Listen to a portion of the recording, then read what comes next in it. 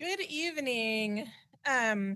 We are going to start our meeting tonight with a public hearing. We have a once a year public hearing. We're going to open that hearing up at 7:05 regarding modifications and elements of performance-based compensation systems.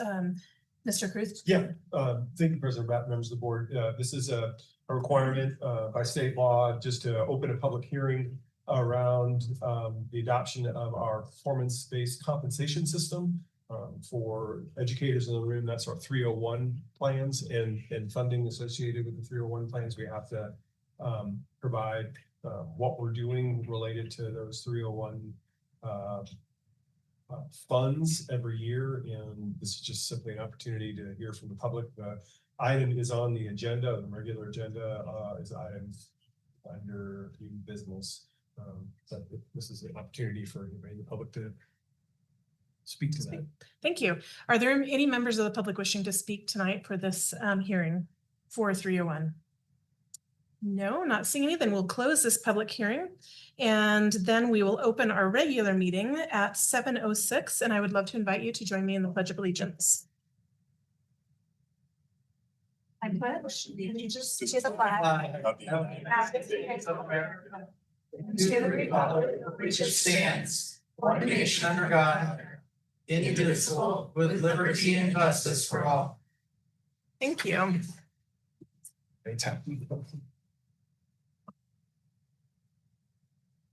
Our next item is the approval of minutes. This is the consideration of approval of minutes from the regular governing board meeting held on May 12th, 2026. Do I have a motion? I'll move. Second. Ms. Tippett and Mr. King. Any comments or questions? Not seeing any. Then I'll call for the vote. All those in favor, please signify by saying aye. Aye. Any opposed? Not seeing any. The motion carries. We'll move on to general functions. And the first item is staff, student, and community recognitions. Mr. Cruz? Thank you, President Pratt, members of the board. While this is the first board meeting of the summer, and most families and children are off doing other things, not tonight. Mr. Brian Turner is here. Brian is one of our amazing ed tech coordinators who helped arrange for a wonderful program for kids called Vail Makeathon. So I'm going to turn it over to Mr. Turner to introduce those that helped him and those that participated. Mr. Turner. Thank you, Mr. Cruz. President Pratt, Mr. Cruz, the board. I got it set up here. On behalf of the Computer Science Advisory Team, it is my pleasure to be able to recognize students who participated in this year's Makeathon. We have 3 members of the CS Advisory Team here with me tonight. Rachel Tankersley, Elaine Murphy, and Rita Boyd are all here as well, celebrating our students. This year, we challenged our Vail students to imagine how artificial intelligence could make a positive impact on our future. We asked them to be imaginative, innovative, and creative, and to express themselves through a format of their choosing. And we were not disappointed. We had submissions of art, poetry, short skits, commercials, compelling presentations, which showed potential and possibility when our human minds use artificial intelligence in new and inspiring ways. With over 100 students participating across from schools across the district, our results were really inspiring. We have winners here this evening from all 4 categories, including our Category 4 winner, who earned the highest score in the entire competition to become our Makeathon champion. After our recognitions, this team would like to tell you a little bit about their project. So without further delay, students, when I call your name, please stand so the board and the audience can recognize you. So for the category of me, myself, and AI, Sophia Torres from Andrada Polytechnic High School.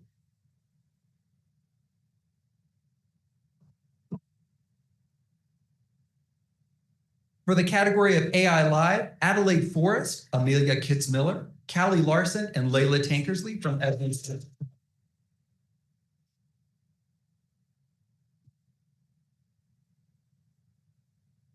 For the category of AI for a Better World, we have Sarah Carlson, Janae Hatch, Callista Sutherland, and then not here tonight is Soleil Bustamante and Tegan Cromer from Esmond Station K-8.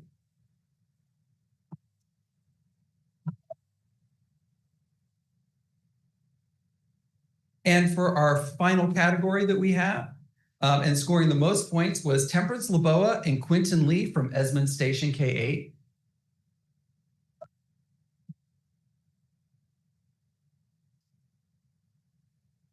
And Quentin and Temperance would like to just take a moment to present their project, if you could. Temperance and Quentin, would you come up?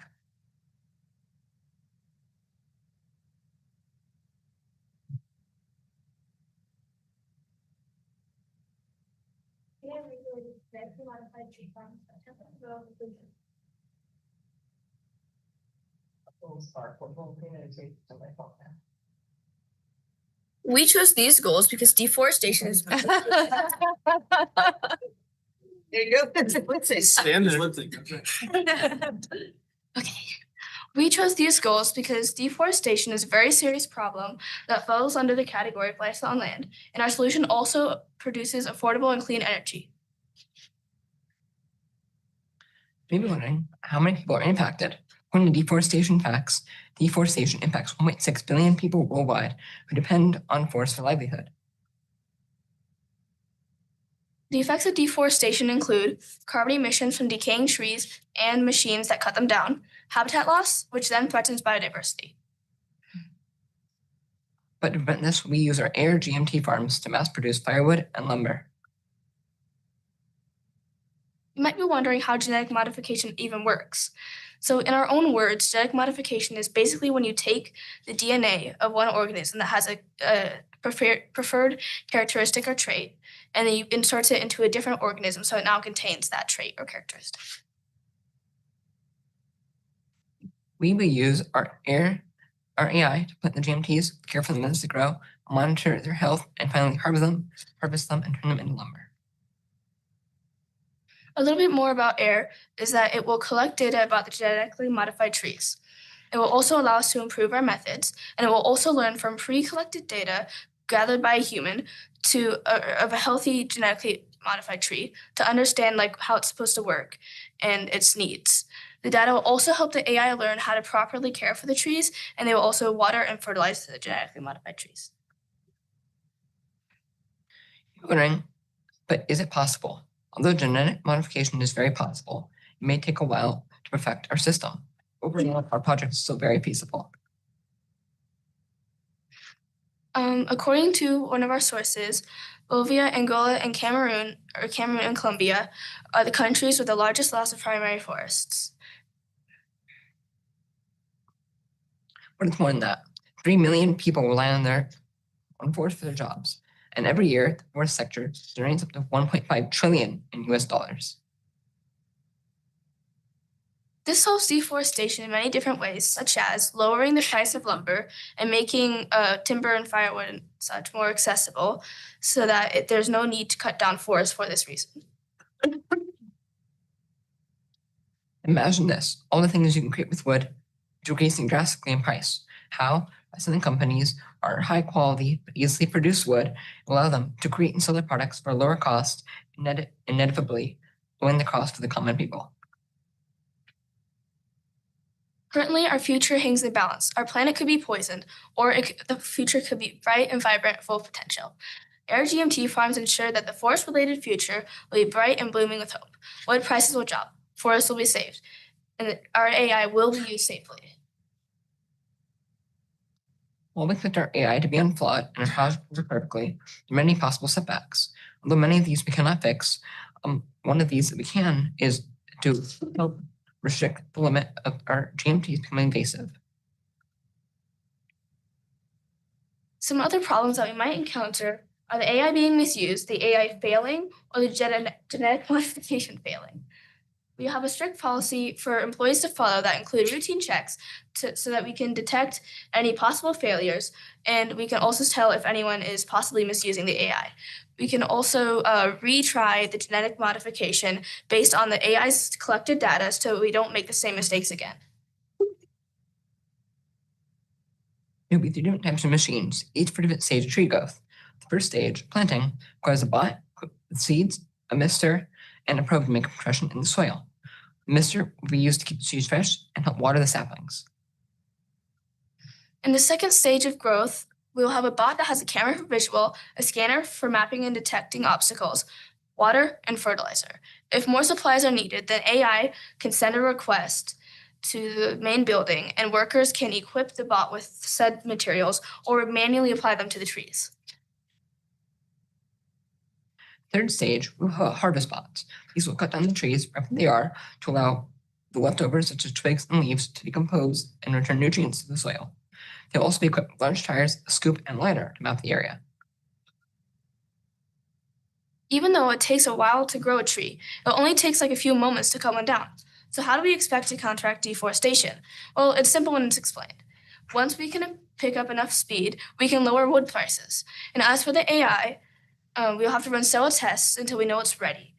If we have no way of knowing how long this will take or how much the wood will end up costing, because we're not sure what the materials will look like in the end. In summary, our AI will regulate farms populated with GMTs. There will be 3 different types of machines, each for different stage of tree growth. All left behind twigs, leaves, and branches will be allowed to decompose on the floor of the farm, returning nutrients to the soil. This is our AI using solution to deforestation. We're excited and thank you for your time.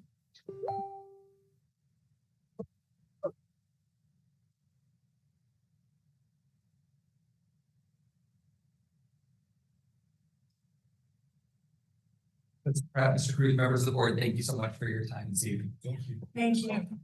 Yeah, I think we were hoping to get a picture with kids who came. And we do have certificates for each one of them. So I'm going to give them to you, these certificates to you, if that's okay. And then you can hopefully get them to each of the students. Does that work? Okay. We're gonna have to. Our Nathan Achiever, would you like to come up to the front for the video on me?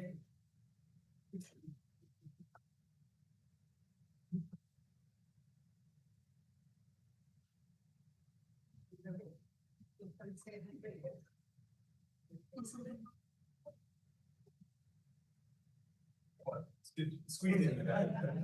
Good job. Yeah. We'll squish.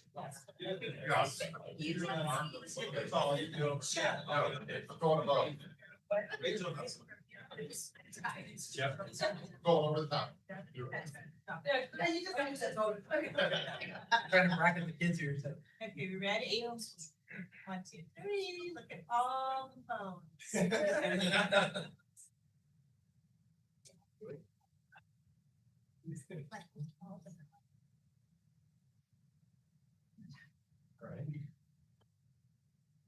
way we could get the teachers in for one photo? Brian, get up here.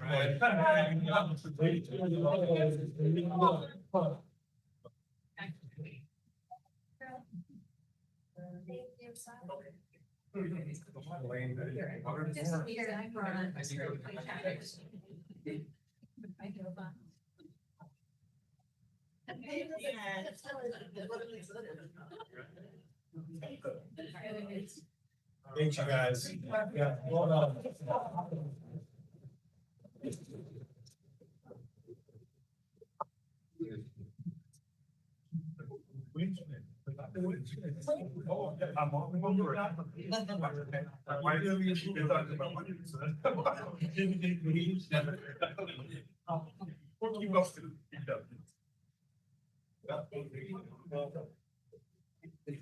Thank you all. Parents and students, we have a few more recognitions, so we want to proceed with that? Yes. Okay. please. Yeah. So next up for recognitions is Miss Heather Stow. Somewhere in there.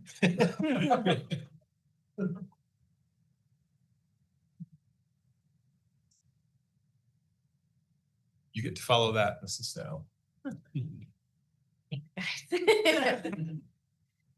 Good evening, President Pratt, Mr. Kruth, members of the board. I'll be doing some recognitions today. I always start out with rock stars that our team recognizes throughout the district. And first off will be Susan Montalvo. She's being recognized as a rock star of the quarter for outstanding work with Check and Connect program at Old Vale Middle School. Her dedication to building strong supportive relationships has helped students feel seen, valued, and connected. She's grown the largest Check and Connect program in the district, and she is retiring this year. So I just have to honor her for that work. Denise Valentine in accounts payable is just that quiet, reliable supporter of our team who keeps operations running smoothly. She ensures bills are paid on time, patiently supports others through complex processes, AKA me, and brings a sharp eye and caring approach to everything she does. We're so grateful for her outstanding service. Next is Marie McGuire. She's a volunteer coordinator at Esmond Station. She's being recognized for the support she provides to her fellow volunteer coordinators, as well as the strong systems that she has built across the year. And she just communicates with care and anticipates the needs of others. We'd like to acknowledge our amazing Cindy Peterson.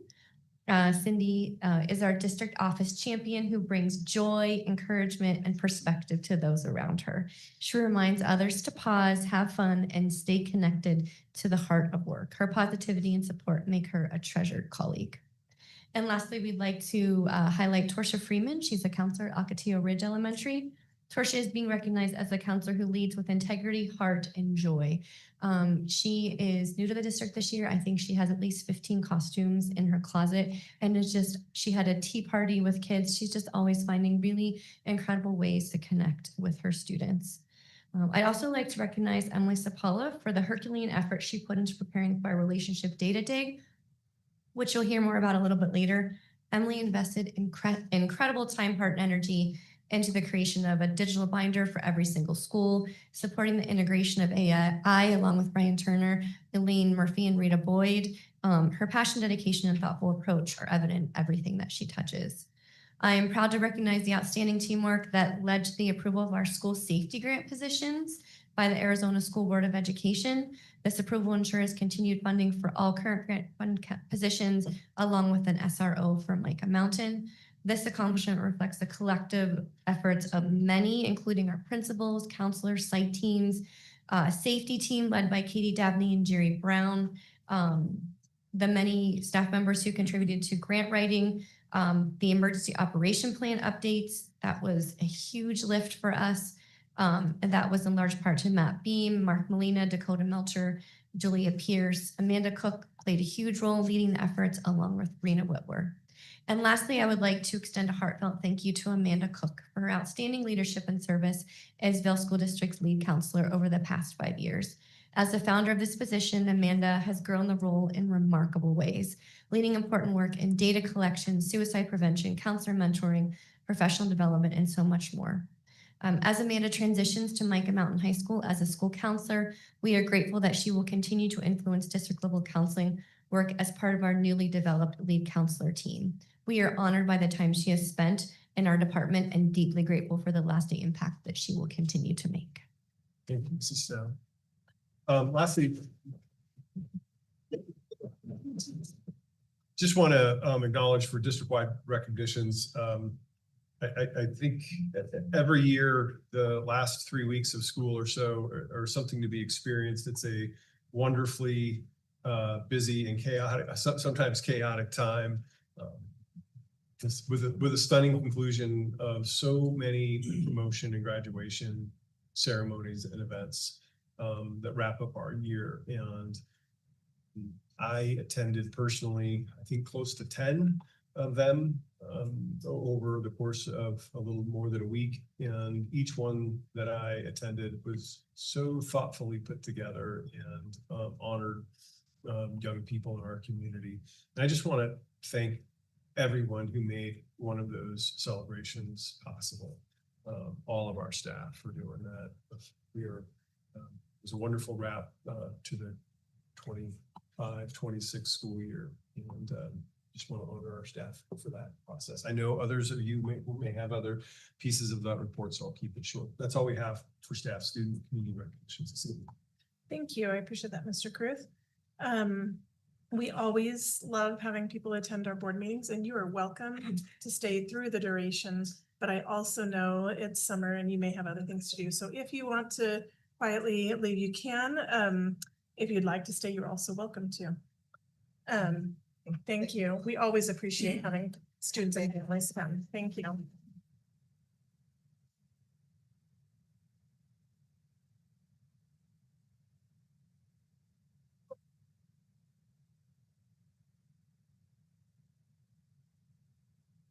Ladies?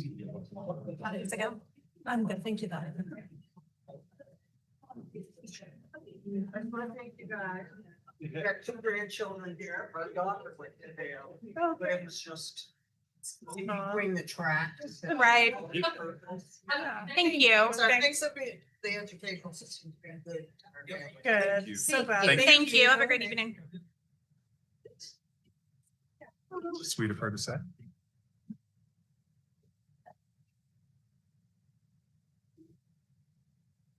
All right, we are going to move on with our meeting. I feel like, what is it called when teachers like have a 5, 4, 3, 2, 1? Signal. Or signal, where's my signal? Like, touch your nose if you can hear me. Okay, so we're gonna move on now to our next agenda item, which is call to the public. This is consideration and discussions of comments and concerns from the public on items not on tonight's agenda. I do have 3 requests to speak. If you are here to speak to the board tonight and you have not filled out a form, can you please fill one out and we can get it? I am going in the order that they were given to me in. So we're going to start with Linda Fees. And next will be, after Linda, will be Caitlin Dragon. As Linda's coming to the top, I just wanted, or to the microphone, I just wanted to say that speakers are respectfully requested to hold your comments for 3 minutes. There is a timer here for your convenience. And in accordance with Arizona open meeting law, board members may not comment or ask questions of items not on tonight's agenda. We are listening and we are here, but we can't have a back and forth if it's not posted on the agenda. Ms. Fees, go ahead.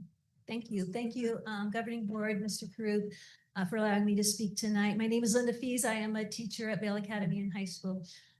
First thing I want to address is there seems to be a belief that some of the high school teachers were involved in contacting the news media to run a story about Vail Academy in high school. I want to assure you that we had no part in that.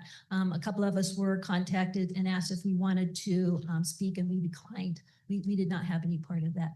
Second of all, starting in 2025, we started hearing rumors about the high school closing. When it was announced in April, we were told with no uncertainty, the high school is closing. You need to look for employment for the 27-28 school year.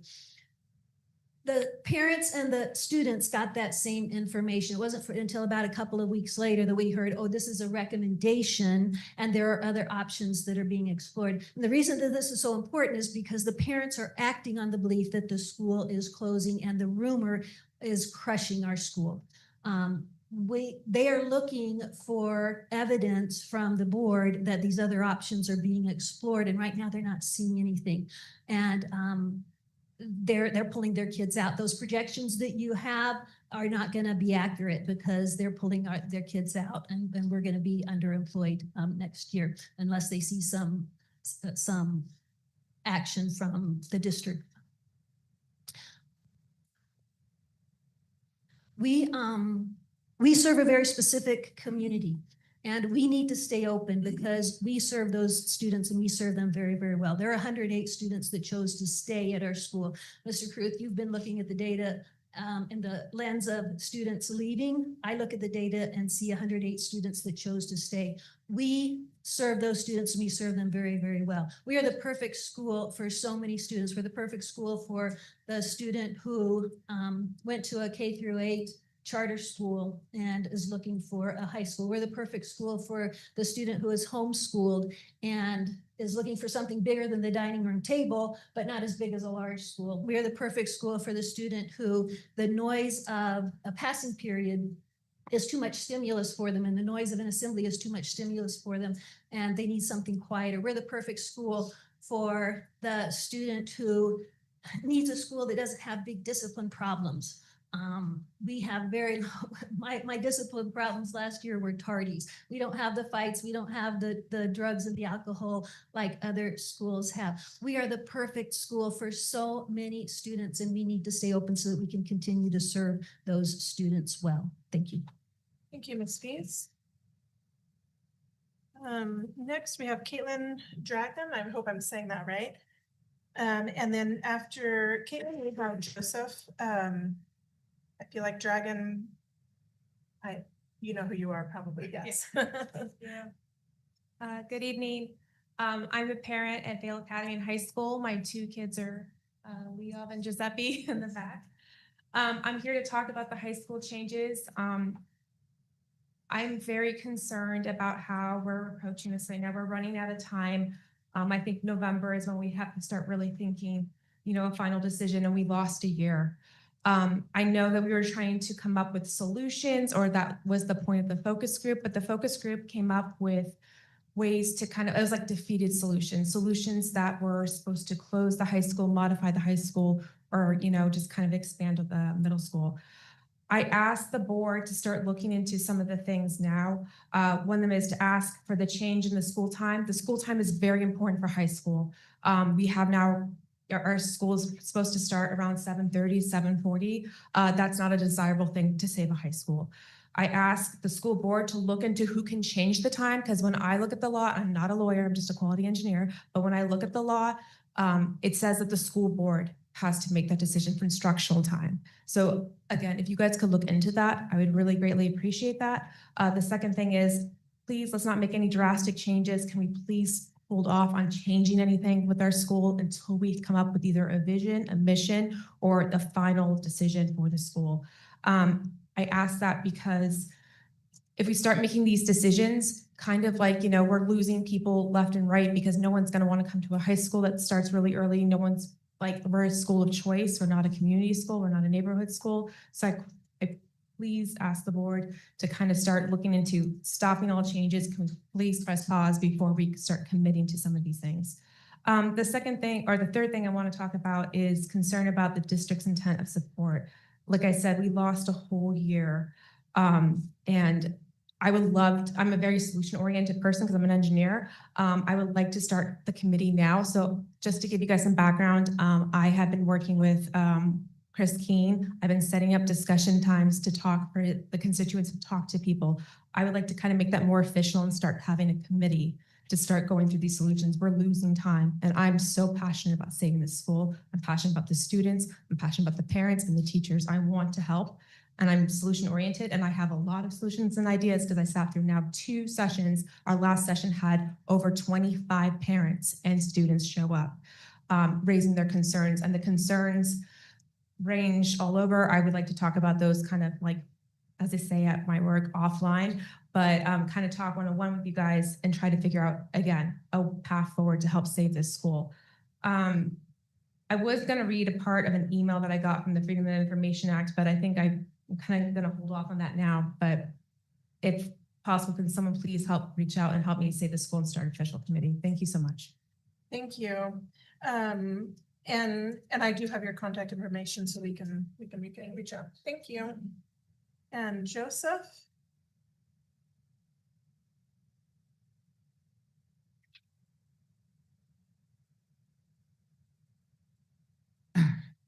Good evening, John, members of the board. My name is Joseph. I'm also a Vale Academy High School parent. Start by saying I appreciate the first foot forward in some changes in approach with the town hall that John, you held with Ms. Fargo, in the past 2 weeks. So appreciate that you guys took the time to do that and try to squeeze it in before the end of the year. I hope that continues into next year. I know we had some discussion on that. I do think that an outcome of that town hall was that parents are still frustrated because nothing's being done to actually fundamentally solve the enrollment problem. In my opinion, and I understand hopefully there's additional groups and meetings to come, but that town hall was essentially, from my perspective as a parent, a lip service meeting. It was really a PR, defend, deflect. I didn't really hear a single solution outside of the ones that were, Caitlin mentioned, I would say maybe veiled solutions that were presented at the focus group. I would really like to start to see, solutions at the beginning of the next year and folks being involved to collaborate on those, which is something we would have liked to have seen over the whole past 12 months occur this year.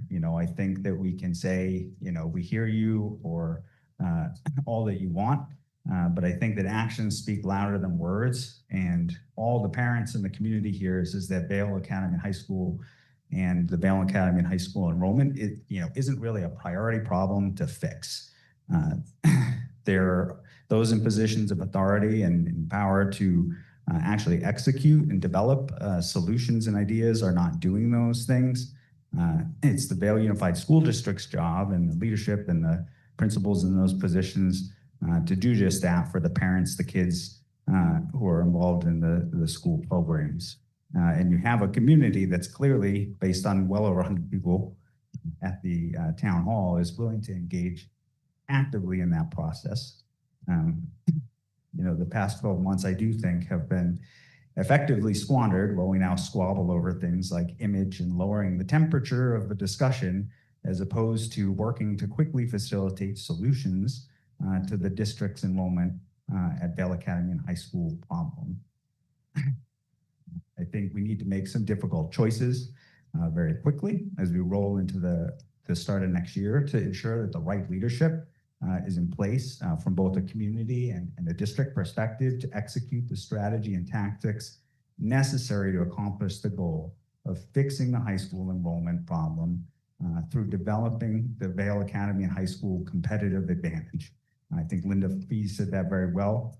There are distinct reasons why the high school is, and that school is unique relative to the other high schools in the district. And so I'd like to ensure that as we start, rolling into next year, and we can plan for that now, that there's a distinctly different approach than what was done over the past 12 months to actively work to solve that problem. Look forward to having your folks, John, and any of the other leaders involved in doing that as soon as we get into next year. So thank you. Thank you. Are there any other members of the public who wish to speak? Thank you. Thank you. Go ahead to the microphone.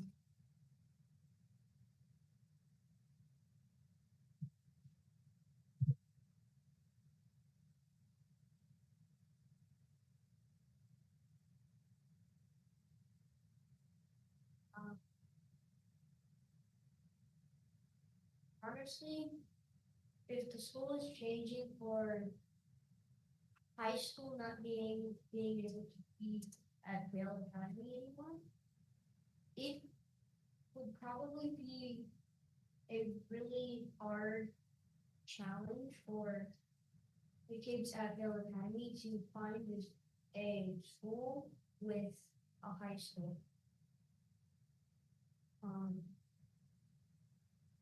And if we change the time of when school starts, I feel like kids are gonna have to wake up earlier and they're going to have to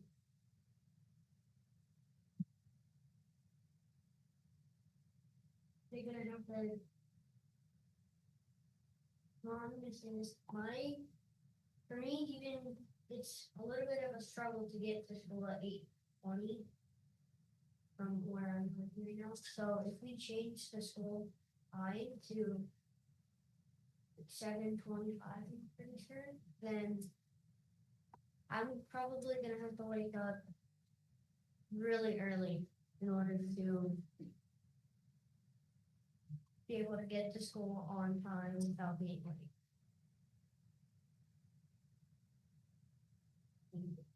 Thank you. Thank you. I know it takes a lot of guts to speak to adults, so thank you for being here. We appreciate you.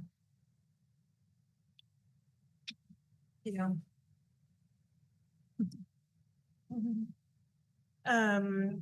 If there's no other members of the public wishing to speak to items not on tonight's agenda, we're going to move on to our acknowledgement of public requests to speak. This would be it for items on tonight's agenda. I don't have any requests at this time. Are there any members of the public wishing to speak to the board tonight on items on tonight's agenda? Not seeing any, then we're going to move on to correspondence and reports. Our first item is superintendent's report. Mr. Cruz. Report. No report. Nope. Okay, perfect. Our next item is our board reports. Are there any board members who wish to make a report tonight? Ms. Tippett, let's start with you. I just wanted to send a shout out to the Cienega Boys Volleyball Program for bringing home the state championship for the third time for the school. And for the coach, I think there was an extraordinary group of kids that came together and just really dominated the division. With really only one team in the whole state at that division level that give them a run for their money. And it was a lot of fun to watch that process play out and to be there for their celebration. And then really grateful for administration at Cienega for providing an accommodation so those 8 seniors would be able to get back in time and enjoy the celebration of the graduation as well, just 2 hours after they win the state championship. So that was really special. So very grateful for everyone who poured into end of year celebrations, staff at every single level, and wonderful graduation moments, year-end celebrations, parties. It all takes a mountain of work, and I just really appreciate everyone who pours in to making those times special for kids and sending them off with great memories into the summer. So thank you all. Thank you, Ms. Tippett. Other board members wish to make a report? Mr. Buster? Yes, Yes? I would. Okay. Well, first and foremost, this is one of the most exciting portions of the year. So I had the privilege of participating in several a series of meaningful events that really highlight the strength, the resilience, and the accomplishments of our students, educators, staff, and community. So on the 15th, I joined Mr. Caruth, Mr. Hurley at Andrada Polytechnic High School for the Choosing Connection celebration. This event provided a special opportunity to recognize Ms. Nancy Graff for her exceptional dedication and sustained impact she continues to have on students, colleagues, and our broader community. So outstanding, hats off to her. Later that same evening, I attended the baccalaureate ceremony at the Vail Theater of the Arts with Mr. King and Mr. Caruth.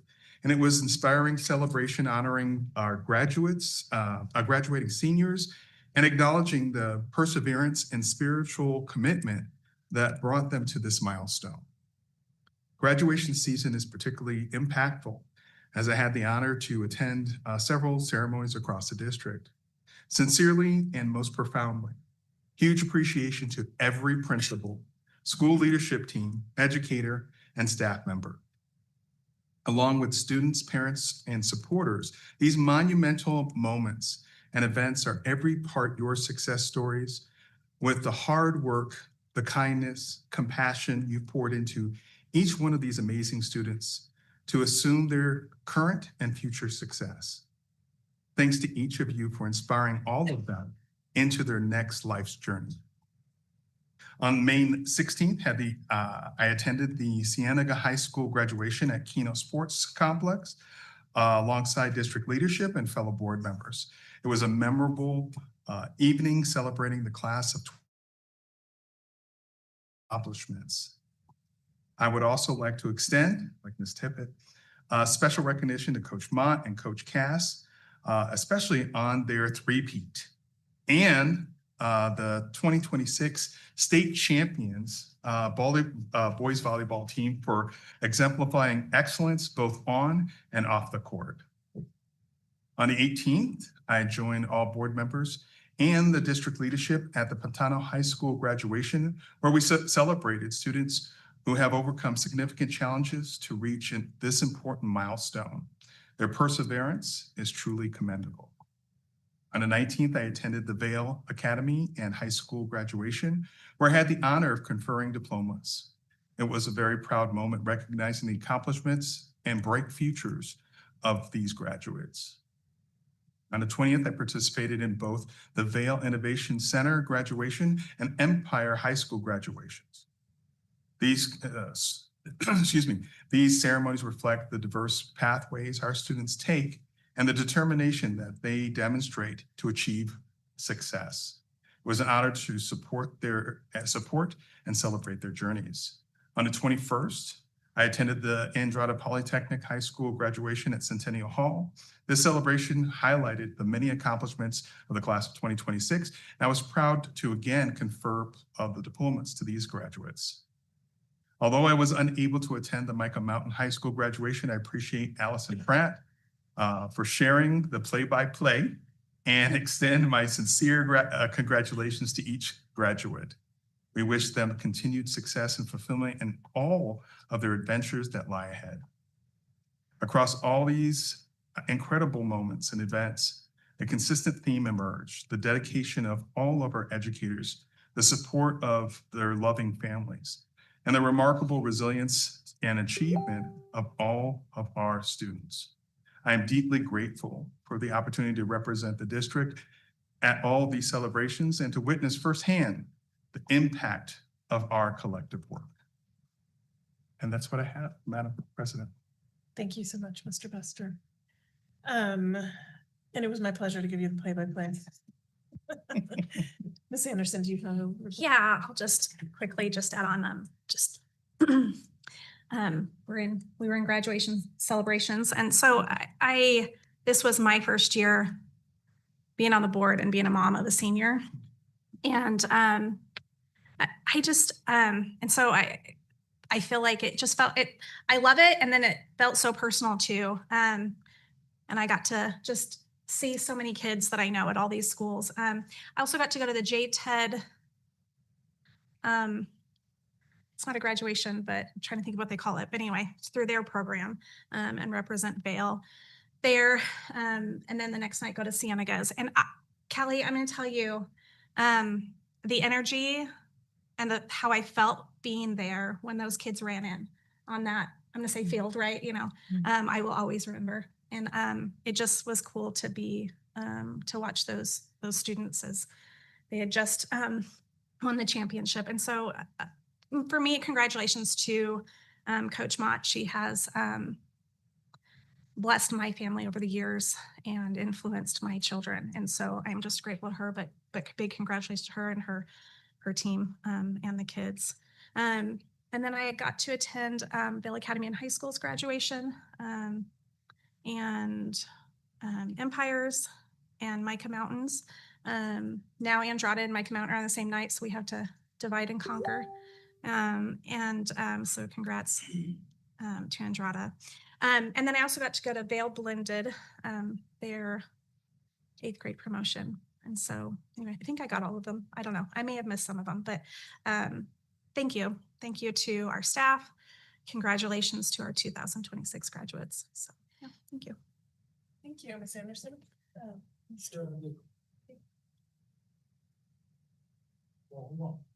No, just talk loud. Okay. There he goes. He controlled me from the back. So I got to go to 6 of the graduations. I got to attend all of them with the exception of Micah Mountain, because Mr. Buster and I were on the other side of the, it seems like the county, for Andrada's graduation, which I really wanted to be there this year because a friend of mine was looking at Andrada for his kid. And while we were training jiu-jitsu at the time, I just really kind of sold the program to him, and he took it up, and his son graduated with high honors this year. He was, I think, number 28. But he's off and running and looking to join the military and get into the medical officer program and everything else. So, but it was interesting. I was able to take pictures from behind the stage down there at Centennial Hall, and that graduation chaos that's going on. Everybody sees all the cool stuff when they come out, but that chaos that's going in the background, that was actually kind of cool. So, I want to thank the bug for finding my face. I want to thank the staff and the parents and the students and the community that actually wraps around these students too. It helps these kids get to where they are. And, now these young adults are on their way to, that next chapter of their life. So, and I want to thank those who actually make all that possible. So that includes all of the teachers and all the specialists and, the lunch lady and the the custodians and all those people that are, that work in the background, all of them make it possible. So thank you. Mr. King. I know graduations have been mentioned quite a few times, so I just want to also say thank you. It's such a meaningful time and such a fun way to see celebrations and many years of accomplishments. I also want to say thank you to Miss Peterson, who did such an amazing job of making sure that we all knew which where we should be at what time it started, where we need to be, and who was conferring diplomas. I put the laminated thing on my fridge and referenced it very often during that week. So really, thank you so much for making kind of a crazy week feel manageable. So thank you, Ms. Peterson. I also want to recognize Mikkel Green and her team at the VIC for starting up summer school this last week. My son is taking one of the classes for during summer school, and he emailed his teacher. I'm not even kidding. It was like 7:45 p.m. on Saturday night. And I said, she's not going to respond till Monday. I wouldn't have responded till Monday. And 10 minutes later, he gets a response from his teacher. And I was like, okay, that is exceptional. That is not the bar, by the way. They do not need to be responding that quickly on a weekend. But anyway, I know it feels like this is the summer, and I got an email this morning from the summer school teacher with, just you're on track and and I just think this is just really exceptional for these teachers, giving kids an opportunity to either get ahead or make up credits as they need. So thank you to them. Our next item is the consent agenda. All items listed below are consent matters and will be considered by one motion at this time. There'll be no discussion of consent items. Any board member may remove an item from the consent agenda by request. All items not accepted and approved as part of the consent agenda will be considered individually. Do any board members wish to pull an item? Not seeing any, Mr. Griff. Thank you, President Pratt, members of the board. It's recommended that the Vail School District Governing Board approve all items on the consent agenda as presented. Thank you. I'll accept it. Make a Motion to approve as consent. presented. I was like, I'm gonna give it to Mr. Buster, and I'll go second. we will do an arm wrestle afterwards though, but so Mr. Buster and Mr. King, I'll call for the vote. All those in favor, please signify by saying aye. Aye. Any opposed? Not seeing any, the motion carries. Okay, it's gonna take me a second to scroll down, so I will just use my paper for a minute. Our next section is new business, and our first item is item A, consideration of possible adoption of a resolution ordering all matters necessary for a 12.5% maintenance and operation budget override continuation election to be held on November 3rd, 2026. Mr. Quick. Thank you, President Pratt, members of the board. As you all are aware, since I think it was March 3rd, we actually prior to that meeting, in a board meeting, discussed the reality that our current 12.5% override is set to draw down. We'll be entering our 5th year next year. If it is not reauthorized by the community in November of 2026. As part of a large exploratory committee of over 50 people, we began that process in March to look at the need to continue that override and what it's funded for, as well as also looking at capital needs and the consideration of a possible bond election. The summary of that is that there is a need, while there is a need for capital items in the future, we don't need to pursue that at this time. However, the recommendation from that committee was very strong to continue with the override election and the override funding. We've discussed that here multiple times, and so this is a process by which the resolution needs to be adopted to ratify that. And I'll just go ahead and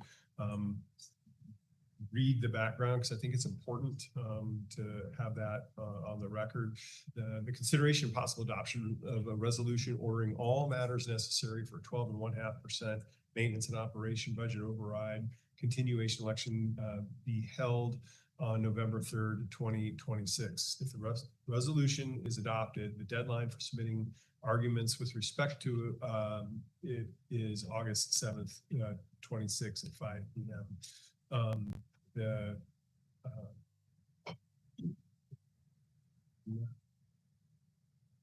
Since 1993, our community has supported some level of maintenance and operation budget override funding.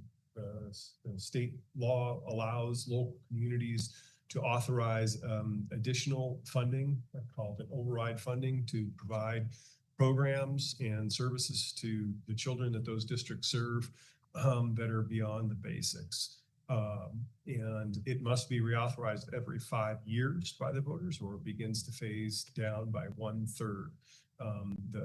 The funding is generated by local secondary property taxes to support the funding that's necessary for that. To put some context into this, you cannot find an excelling school district in Arizona who is not operating on some level of an M&O override. In the larger Tucson area alone, every single school district is operating on an M&O override. And some of our neighbors, I think it's important to just call out what they're currently on. Vail has, for the last 10 years, actually 9 years, we're entering our 10th year, it's been on a 12.5% override. Benson is operating at a 13% override. Their community supported a 13% override. Sahuarita School District community is supported a 14% override. Tanque Verde community has supported a 15% override. Catalina Foothills is a 15%. TUSD this past November authorized, their community authorized a 15% M&O override. Our override, the recommendation will be to continue a 12.5%. We recognize the need to be fiscally responsible to our community and hold things consistent. At the same time, we recognize the need for additional funds to provide programs and services to children in our community. The override currently, and again, we have to report on this every year, and it's part of the voter pamphlet the last time. The current 12.5% override, the funds for that are used to maintain approximately 173 teaching positions, continue funding for programs that promote high academic performance, including programs for advanced students, keep class sizes smaller, reduce class sizes, provide tutoring and intercession classes and art and music classes, as well as PE, provide salary increases for teacher and non-administrative staff. And that was originally at 2.5%. It's been a fixed amount of about $1.5 million. Currently, that represents about a 1% pay amount for non-administrative staff. And then provide additional staff to support counseling needs to students related to academic, career, and social and emotional development. We're recommending that the reauthorization of the 12.5% override continue with the following exception: the removal of the salary, $1.5 million salary amount for teachers and non-administrative staff. Take care of that out of a regular M&O budget, and then use those additional funds to continue all of the other programs as mentioned before, including the teaching positions, provide dedicated specialty and elective area classes such as art, music, PE, and STEM. Continue funding programs that promote high academic performance, including programs for advanced students. Reduce class sizes and provide additional staff to address the social, behavioral, and emotional learning needs of students. The reauthorization would keep in place an existing secondary property tax necessary to support the generation of 12.5% funding. If the override is not reauthorized, it would phase down the 12.5% of additional M&O funding by 1/3 beginning in the fiscal year 27-28. If the override is not reauthorized, the positions and programs funded by the additional budget capacity would need to be similarly reduced. The budget impact, local property taxpayers have been funding the 12.5% override in Vail for the past 4 years. As I mentioned, it must be reauthorized November 26th to continue. For the FY 27-28, the override estimate is to generate about $15.3 million with an estimated tax rate equal to $1.50.36 per $100 of assessed valuation. For the current budget, 12.5% override generates approximately 14 million with a tax rate equal to $1.57.89 per $100 of assessed valuation. I want to stop and stress that amount, that while the continuation of 12.5% would and the tax that underpins that would continue, the tax rate we're modeling will continue to decrease. The amount, the tax rate amount fluctuates based on the number of students that we have through our average daily membership relative to the overall assessed valuation of the district. And what has happened over the last several years is our enrollment increases have been in the 1.5% to 2.5% range, and assessed valuation has been in excess of 6% or greater. This year it was actually around 8%. So the number of the breadth of the tax base is expanding faster than the student tax base. Hence the continued reduction in the tax to pay that amount. And with that, I'll go ahead and make the recommendation that the Vail School District Governing Board approve the resolution calling for the reauthorization 12.5% override November 3rd, 2026 election as presented. Thank you. I'll accept a motion. Motion to approve as presented. Mr. Bester, I'll second. Mrs. Tibbet. Comments or questions? Are we thinking, or yes, Ms. Tibbet? Yeah, I'll go ahead and get us started. I think we have been studying this decision for quite a while. We knew that this time was coming and that we would need to make a decision as a board to move forward or make adjustments. And so I appreciate the process to gather information over time and to share information with the community during that period of time, and have opportunities for community members to share thoughts regarding this agenda item and how it affects the community.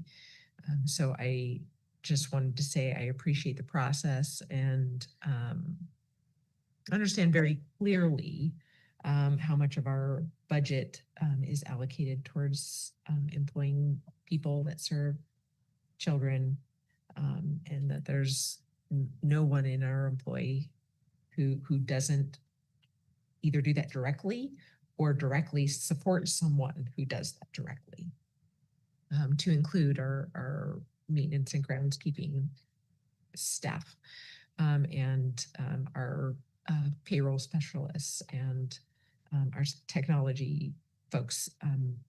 Education doesn't happen without those people either. And so I just want to thoughtfully share that with consideration of what we are able to do and the significant success that we are able to have as a district for students and families here in our community, and how that ultimately pays off in property values to every person, whether they have a child enrolled in our district or not, who lives within our school district boundary. I feel comfortable supporting this item and moving forward. I don't take that lightly, but I realize that this is an investment that we are making, not only in the children of our community, but in the property values of our communities. Thank you, Ms. Tibbet. Appreciate your comments. Any other comments or questions? Mr. Bester? I know we've been talking about this for several months now, and at this juncture, I know we've all had certain opinions in regards to what direction to take for not only the school district, but for the community as a whole. And I know we've done the cost comparison and of course, comparing ourselves to like districts, like communities across the spectrum in different municipalities. And inevitably, we have a high level of success. And so I see this as really a no-nonsense community investment. The Vail Unified School District has and continues to pay huge dividends in outcomes in serving this community. We have a great school district, one of the best in Arizona. We have exceptional educators and staff, some of the best programs and services throughout Pima County, if not the state of Arizona. And this is all to support, if not sustain, student successful outcomes. I can't think of a better investment for a community, a municipality, for each one of those individuals that want our community as a whole through the next leaders that are going to take on the hard challenges that lay before us. Why would we not want to invest in them across the spectrum and make sure that Vail is that shining example, again, not just for the young folks that are a part of this community, not just for Pima County, not just for the state of Arizona, but throughout the nation. Thank you, Mr. Bester. Appreciate your comments. Any comments or questions? Yeah, I just, I mean, I'm going to reiterate what I said. We've been studying this for weeks and weeks. I think for me, well, it was 2009, 2010. I don't know if you have exactly, but I remember being a parent and it didn't pass. And that next year, what it looked like for my kids and some of the teachers that they didn't have anymore. And like, I'm not okay with that. I think that's, I remember what that felt like. And I remember things that were important in our home got taken away. And so I don't want that to happen. I think that's my concern. So, Yeah, Ms. Anderson. Mr. King, any comments? Okay. So it's not going to be a roll call vote. I understand, but I still want to explain my vote. Okay. Do you want to make a comment right now or no? Sure, we can do that. So as I was saying, I would like to explain the vote, but you know, since we're not doing the roll call vote, we have actually been studying this, and as all the other board members have said, we've been studying this for months through various public meetings and everything else. And originally, my intent was to see if we could reduce the amount of override, to see if we could reduce the burden on our taxpayers as well as, you know, on the district as well. And to kind of free up some space too in the event there was a need. But due to the affordability issues that we're having right now, that a 10% override, 11.25% override, 12.5% override, which is being proposed here tonight. Each of those other elements would have taken people out of the district. They would have significantly dampened programs, and those programs and those positions have faces attached to them. They have people attached to them. They have students attached to them. And I understand that, you know, the dollar doesn't go as far as it did. And yet the district still does its job operating, you know, on a budget that is lower than some of our surrounding areas. And yet we still provide a higher quality outcome for our students and our communities. And that is represented what we see throughout the district. And, you know, and it's represented, you know, throughout the state. You know, people know who we are and people try to emulate what we're doing. And whatever that secret sauce is, we can't bottle it up and sell it, but we still have to find a way to do it. So that said, I am in support of a 12.5% override. So thank you. Thank you, Mr. King. I wanted to just make 3 quick points, and these are, goodness gracious. I told you. That bug literally just went up my nose. These are 3 points that I've heard people make in the community. I think it's interesting, the word override is not what we choose, it's what the state has chosen to, and there's very specific language that we have to use. But I think it makes it a little bit confusing and sometimes people don't understand what exactly it is. So it doesn't mean that we've been over budget.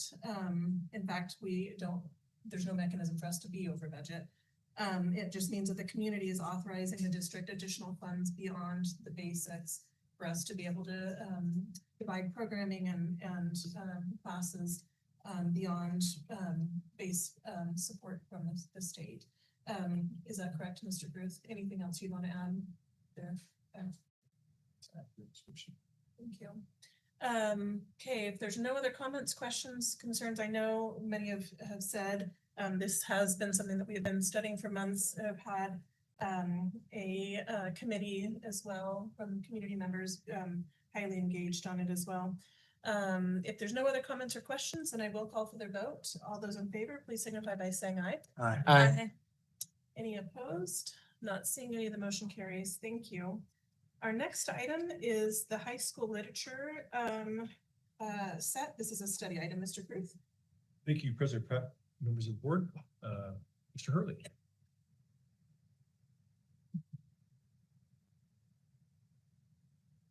President Pratt, members of the board, Mr. Cruz. Tonight, we just bring you some literature books for study. Just a quick reminder, for almost 20 years, we've had this process in place. And it really is a good process. I think it allows people to get books on it, but it also puts plenty of safeguards in place for us. So the process, just as a reminder, a teacher brings a book to their department head, their instructional team leader. If that instructional team leader thinks it's appropriate, they bring it to the principal. If the principal thinks it's appropriate, then they bring it to our literature review committee, which is about 20 members of administrators and teachers from across the district and all the schools. At least 2 people read it, and that group has to come to a consensus. They have to agree that all of them think it should be brought to the next level to be recommended. If any of the people are holdouts and say we don't think it's appropriate, then it can die right there. After that review, it is then brought to each of the site councils, and after the site councils have had a chance to weigh in, it is then brought to you guys. So those are the books that we have with you for right tonight. Just as a reminder, we do an opt-in for parent consent. So any parent that does not opt in is automatically having their child opted out. So for anything that we think has concerning sexual content in it, we do an opt-in, and those children are given an alternative book to study at the time. The titles that are attached were brought for recommendation from our committee in October, and I'd be happy to answer any questions for you if you have any for study. Thank you, Mr. Hurley. Are there comments or questions from the board? Mr. King? So, Mr. Hurley and Ms. Pinkerton, thank you for actually going through, and to the committee members and for bringing these forward. Made it through almost all of them, working on the last 2. So, but we also did a really fairly deeper dive during our study session. So I wanted to get that out there. So thank you. Mr. King? Any other comments or questions, Ms. Anderson? Yeah, I just want to say thank you for going over it during the study session and kind of talking about the hot spots. And I know Chris is reading all the books. I don't get to all of them, but I appreciate how Bill does it, and I can appreciate also that it takes time to do it. I was talking to one of my daughters today. She's taken an online English class, and we were discussing in the book some hot spots in it, and her understanding. And so I just it gives good dialogue and discussion in my home too, that we've been able to talk about. But I'm looking forward to studying it a little bit more before we vote on it. But I'm excited about the list that's brought to us. So thank you. Thank you, Ms. Anderson. Ms. Tippett? So just a clarification, the opt-in is only if it has determined to have sexual content, if it has a violence, language or another hot spot, that's not necessarily requiring an opt-in. Great question, Mr. Green.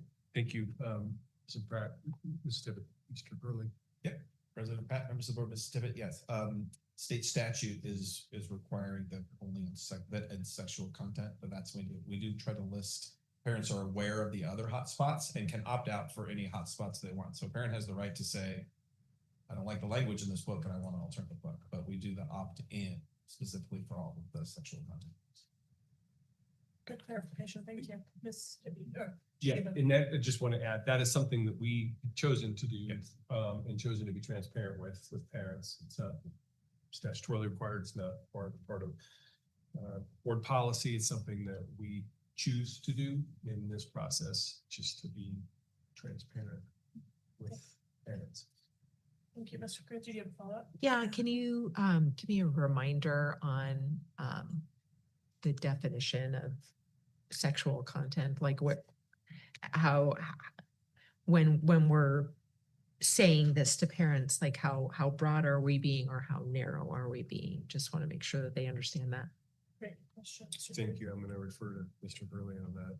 President Pratt, members of the board, the state does not define what sexual content is.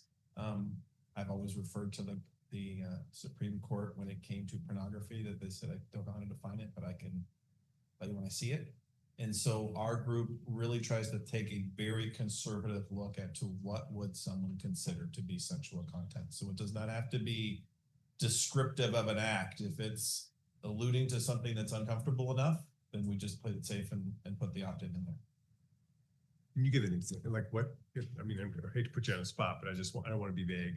Because I think people may be curious. So one of the books that we're bringing up talks about how the Constitution works, and it is bringing up presidential impeachment, and there's a conversation about a past president and where did he touch and where did he not touch and where was he touched and where was he not touched, and it doesn't describe acts, it describes anatomical things, and we're like, that just feels sexually content in nature, so kids should have to opt into that.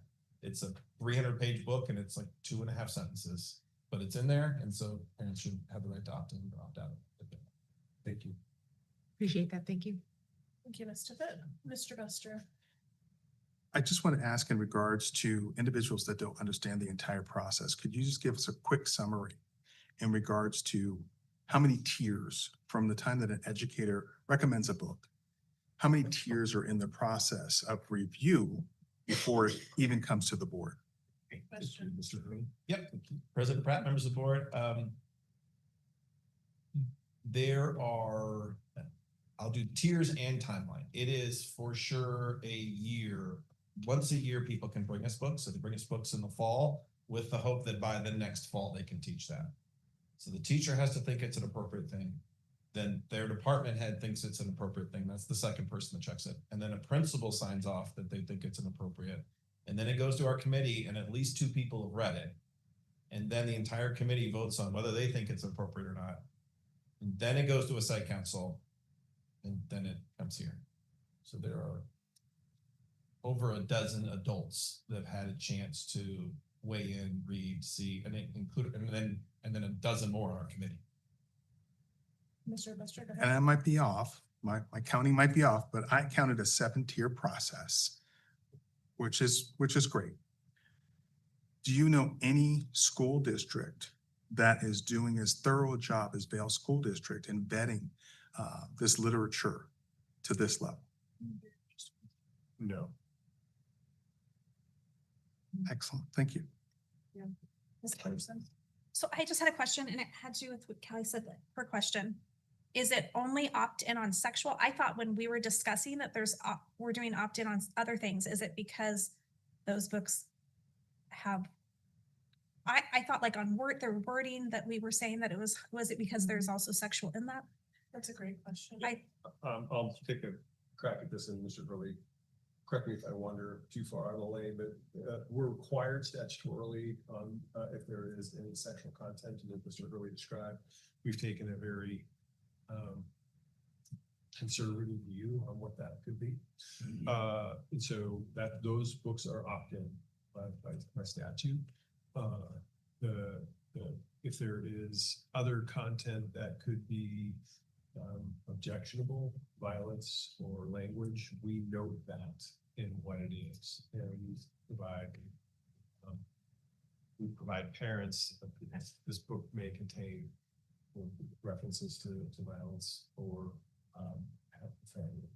And so that is not an opt-in, but an awareness. And if they choose not to use that, they don't want if they have questions, and they can talk to the teacher about that. 2, if after they have questions about that, they want their child to have a different book, they can, in a different alternate assignment, they can do that. Okay. And just to add on to that question, I know when I went to my son's fall parent-teacher conferences, his English teacher had all the books that she was reading for the whole year out on a table so that when you walked in, you were able to look at it. You could talk to her face to face right at that moment to if you had any concerns whatsoever or questions. So I really appreciate that level of just transparency and opportunity to have dialogue about it. Mr. King? Yeah, one thing, earlier when in the study session, we were talking about the law and everything else, and we were talking about the federal law, the state law is actually Arizona Revised Statutes 15-120.03 regarding sexually explicit materials prohibition, exemptions, and definition, and it falls under paragraph C, and it actually does line it out pretty extensively. So. Any other comments or questions? No. I think it was, oh yes, Ms. Tippett, go ahead, please. Some of these books are real page turners. Yeah. Fantastic reads. Really, yeah, I agree. Yes. I think sometimes it's hard, I appreciate this process, but sometimes it's hard to always see what's on the other side of a process. So I think Mr. Kruth, or maybe it was Mr. Hurley during our study session, just talked about that balance of there could be frustration on the level of a teacher of this. It could take 12 months before a book is requested until they are able to use it in a classroom, possibly even longer. And that balance is that we're able to go through this 7-tier process, as we said, and to be able to vet the books in the ways that we'd like. So I think it's, I appreciate just that balance that we're trying to do. We're trying to do it as quickly as possible, but also be as thorough as possible. So thank you. So this is just a study item. If there's no other comments or questions or concerns, then we will move on to the next item. The next item is item C, the 2025-26 301 student or school goals, an action item. Mr. Kruth. Thank you, Mr. Pratt, members of the board, Mr. Hurley. President Pratt, members of the board, Mr. Kruth, I'm going to be here for a while, so I'll just do this one now too. Each year in the district, our schools establish 2 goals that align with our district goals. They're approved by their site councils, and then they're approved by you.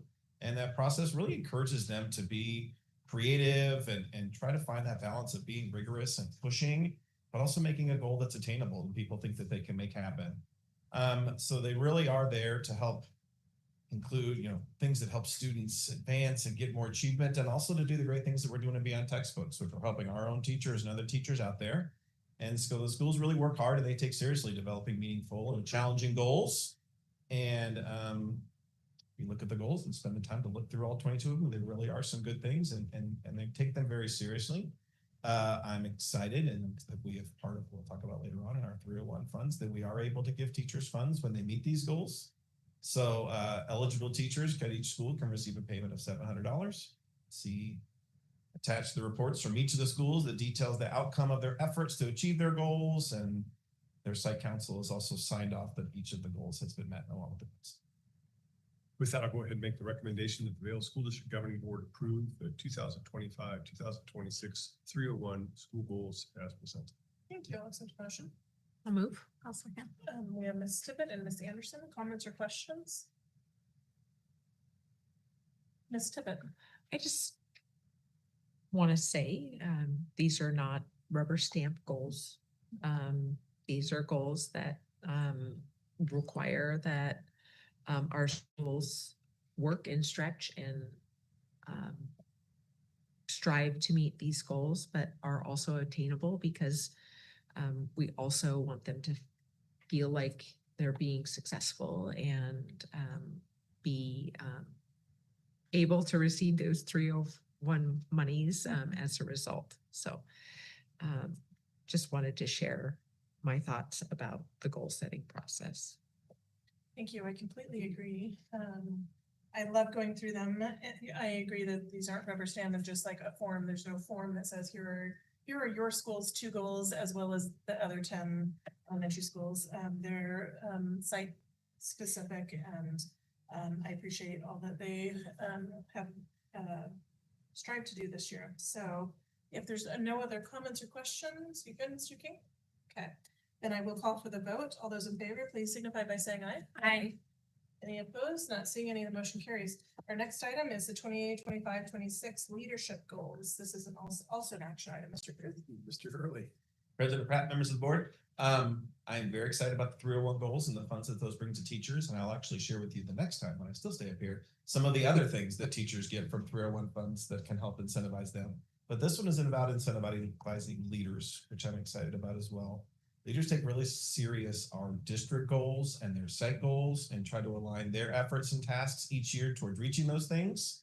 And so this program for incentivizing leaders really has two objectives. One is to get them to focus on the school-wide efforts that are key academic priorities. Like Mr. Corey usually says, like, what's the lever? What is the key thing that they could do right now? So it's really trying to get them to lock in on that. And the other one is to just provide them incentive opportunities just like their teachers have. You will see in the next one. It's into the thousands of dollars of ranges that teachers can earn from incentives, which is great. And so I'm really proud and excited that for principals, assistant principals, and assistant to the principals, we were also to provide some compensation for them if they meet their goals. So you can see attached the compensation and the goals that the teacher, principals, assistant principals, and assistant to the principals at each site have submitted. With that, I'll make the recommendation the Vail School District Governing Board approve 2025-2026 site leadership goals as presented. Thank you. I'll accept the motion. Second. Ms. Anderson and Ms. Tippett, comments or questions? Not seeing any. It's very similar to what we. Oh, Ms. Tippett, sorry. Yeah, I think being in leadership is extremely difficult. As a teacher, you get to deal with a lot of really warm and snuggly parts of the day, especially if you have kindergartners. But you're also responsible for the very hardest parts of the day when students make really big mistakes, when staff make big mistakes, when parents need help with issues, either related to their child's education or related to what's going on at home. They'll come to the principal for that and their assistant principal for that. And they've got to work really hard to address that. And so I'm grateful for an opportunity also for our leadership to set goals, work meaningfully towards those, and be recognized when they attain those goals. So just wanted to share my thoughts. Thank you, Ms. Tippett. I appreciate that, and I agree. Any other comments or questions? No. When I'm reading these goals, what I see is that this is like real progress for kids and real opportunities. So I really appreciate the time and attention to these. If there's no other comments or questions, then I'll call for the vote. All those in favor, please signify by saying aye. Aye. Not any opposed, not seeing any, the motion carries. We'll move on to item E. This is FY 27-301 pay for performance plan. Also action item, Mr. Group. It's fitting that this item follows the previous two. I'll just provide a little bit of background and then turn it over to Mr. Hurley. We opened this meeting with a public hearing around 301 funds and needing to, state law requires us to hold a public hearing regarding how we use those funds to allow the public an opportunity to speak to that. This item is that, what is our actual plan. We've had a plan in place since the 301 funds have been available, and just to put context around that, 301 funding occurred in the early 2000s. It is associated with what's roughly a 0.5-cent sales tax and is confined to funds that are distributed for the state's definition of teacher. And so we must report to the state every year how we plan to use those funds. And so that's, and part of that can be for base compensation for teachers, as well as pay for performance, which is what you just approved in the 301 goals for that. So with that, I'll turn it over to Mr. Hurley to just highlight a few of the changes, and then I'll make the recommendation. President Pratt, members of the board, Mr. Kruth said everything really well. It's perfect. It's just a transparency, right? Voters approved a separate amount of funding, and so there should be transparency and accountability on how we're using that funding. I will cut to the end and let you know that the only changes we've made is the dollar amounts of each of the line items. There's no new line items. I really do like our line items. I think they make sense. They say if you have your evaluation and you receive a certain, then you get funding. If you do the goals from the other thing, then you get funding. If you do an EEP and do the teacher incentive thing, then you get funding. So there are ways to incentivize people to do extra performance and to do extra things. And I really appreciate that that's the track that we took a long time ago and that we continue to stay on. And really this is here for that transparency and just to check our boxes and do our things to make sure that we've done the things that AE needs us to do on an annual basis. So with that, I'll go ahead and make the recommendation that the Vail School District Governing Board approve the 2026-2027 Classroom Site Fund Pay Performance Compensation Plan as presented. Thank you. Can I have a motion? Motion to approve as presented. Second. Okay. Comments or questions? Ms. Tippett? There's a little bit of a trickiness to the 301 money being tied to a sales tax. Can you talk a little bit about that? Thank you, Ms. Tippett. Mr. Crew? Yes. So the amount of 301 funding that districts received is determined every year based on revenue that's collected via the sales tax. And so what we have seen when in years where there are, well, maybe flip it over, in years where there's a recession or some, the state is in a recession, those funds have gone down. We've seen that. We saw that around the 08 to 2010 timeframe, and so we received fewer dollars in that fund to distribute to teachers. And so as part of the budget development process, one of the things that Ms. Lindhart is really careful about is making sure that we've got a healthy reserve in those funds so that we can weather a few years of a downturn and not have to impact compensation to teachers, again, state definition of teachers. If it goes beyond a couple of years, then it's something that we would have to consider maybe some reductions. And I just want to add, to be clear, in the plan, some of the changes that have been made this year that are specific to teacher salary contributions and a part of their base pay.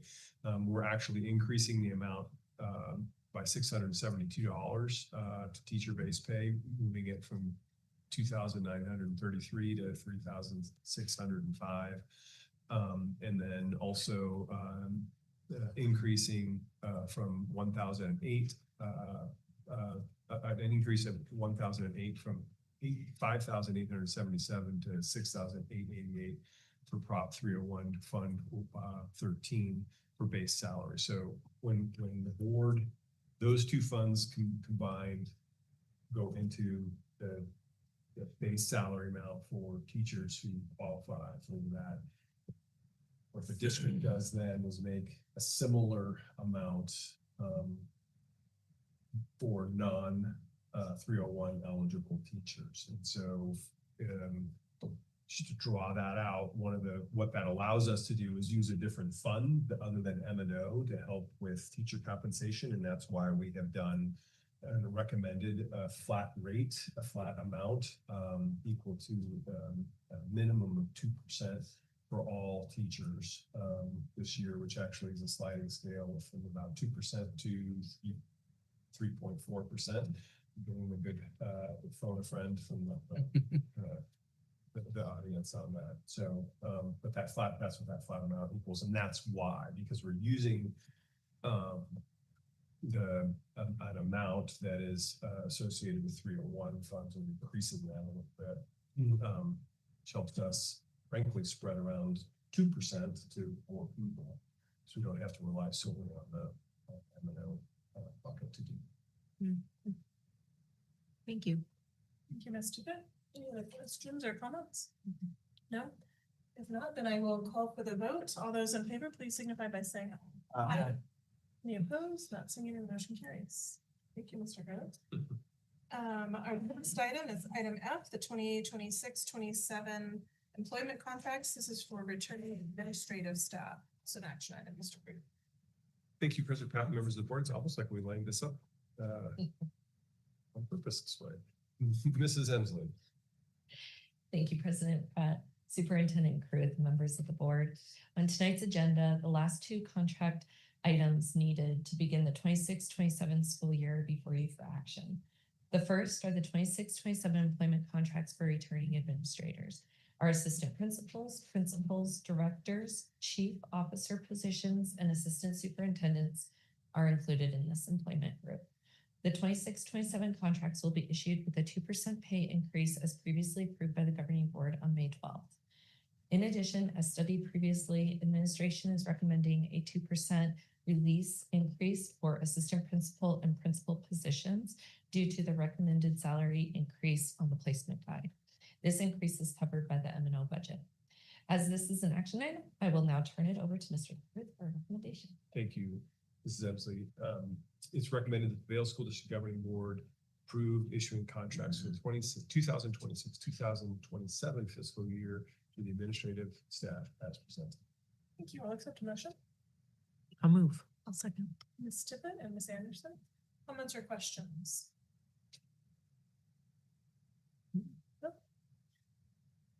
No? Okay, not seeing any, then I will call for the vote. All those in favor, please signify by saying aye. Aye. Any opposed? Not seeing any, the motion carries. We will move on to the next agenda item, item G, which is the 2026-2027 employment contracts for returning professional staff. Also an action item. Mr. Kruth. Thank you, President Pratt. Mrs. Emsley. Thank you, President Pratt, Superintendent Kruth, and members of the board.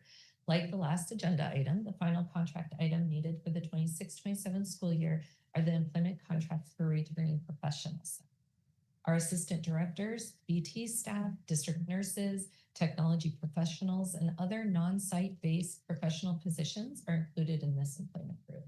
The 26-27 professional contracts will be issued with the 2% pay increase pursuant to the pay increases approved by the governing board on May 12th. As this is an action item, I will now turn it over to Mr. Kruth for a recommendation. Thank you, Mrs. Emsley. It's recommended that the Vail School District Governing Board approve issuing contracts for the 2026-2027 fiscal year to professional staff as presented. Thank you. I'll accept a motion. Make motion. Seconded. Mr. Kinger, and then was it Mr. Buster? Okay.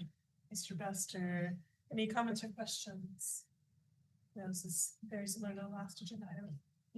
If you have no comments or questions, then I will call for the vote. All those in favor, please signify by saying aye. Aye. Any opposed? Not seeing any, the motion carries. Thank you. Our next item is item H, the 2026-2027 salary and wage guides, also an action item. Mr. Kruth. Thank you, President Pratt. Mrs. Emsley. Thank you, President Pratt, Superintendent Kruth, and members of the board. The 26-27 wage and salary guides are being presented to the governing board as an action item. The salary guides were studied at the study session this evening and have also been a part of the FY27 budget development conversations that we've had over the last few months. The salary guides are used to determine the starting salary or wage for newly hired staff. Administration is recommending that base salaries on the district's wage and salary guides increase as follows. A flat increase of $1,500 on the certified and professional school year pay guides and at each educational level. 1% on each level of the professional year-round salary guide, 1% on each hourly pay level on the classified guide, a 1% increase on the occupational and physical therapist, school psychologist, and speech language pathologist pay guides, and an increase in the minimum starting salary with increased differentials between levels on the principal and assistant principal pay guides. The pay guides are attached to the board background for your reference. The primary reason for these recommendations is to ensure that the district remains competitive in attracting and retaining high-quality employees. Consistent with prior compensation strategies, increasing starting salaries has strengthened our ability to recruit top candidates and remain a school district of choice in Tucson. While competitive starting pay is critical, it is only one component of the district's comprehensive total compensation package. Through the governing board's continued support, the district offers one of the most competitive benefits packages in Pima County, along with numerous opportunities for employees to increase their earnings beyond their base salary. For teachers, programs such as Choosing Connections, EEPs, coaching assignments, district committee participation, leadership opportunities, and other incentive-based programs provide meaningful opportunities to enhance their annual income. These opportunities, combined with strong benefits, where we can recruit talented individuals to join our district.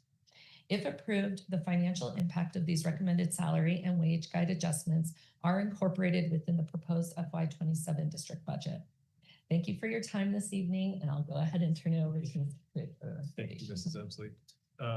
Before I do that, I just want to acknowledge the work that Mrs. Emsley and her staff pulling together, not only inside of as well, and along in consultation and work and collaboration, consultation collaboration. This meant to.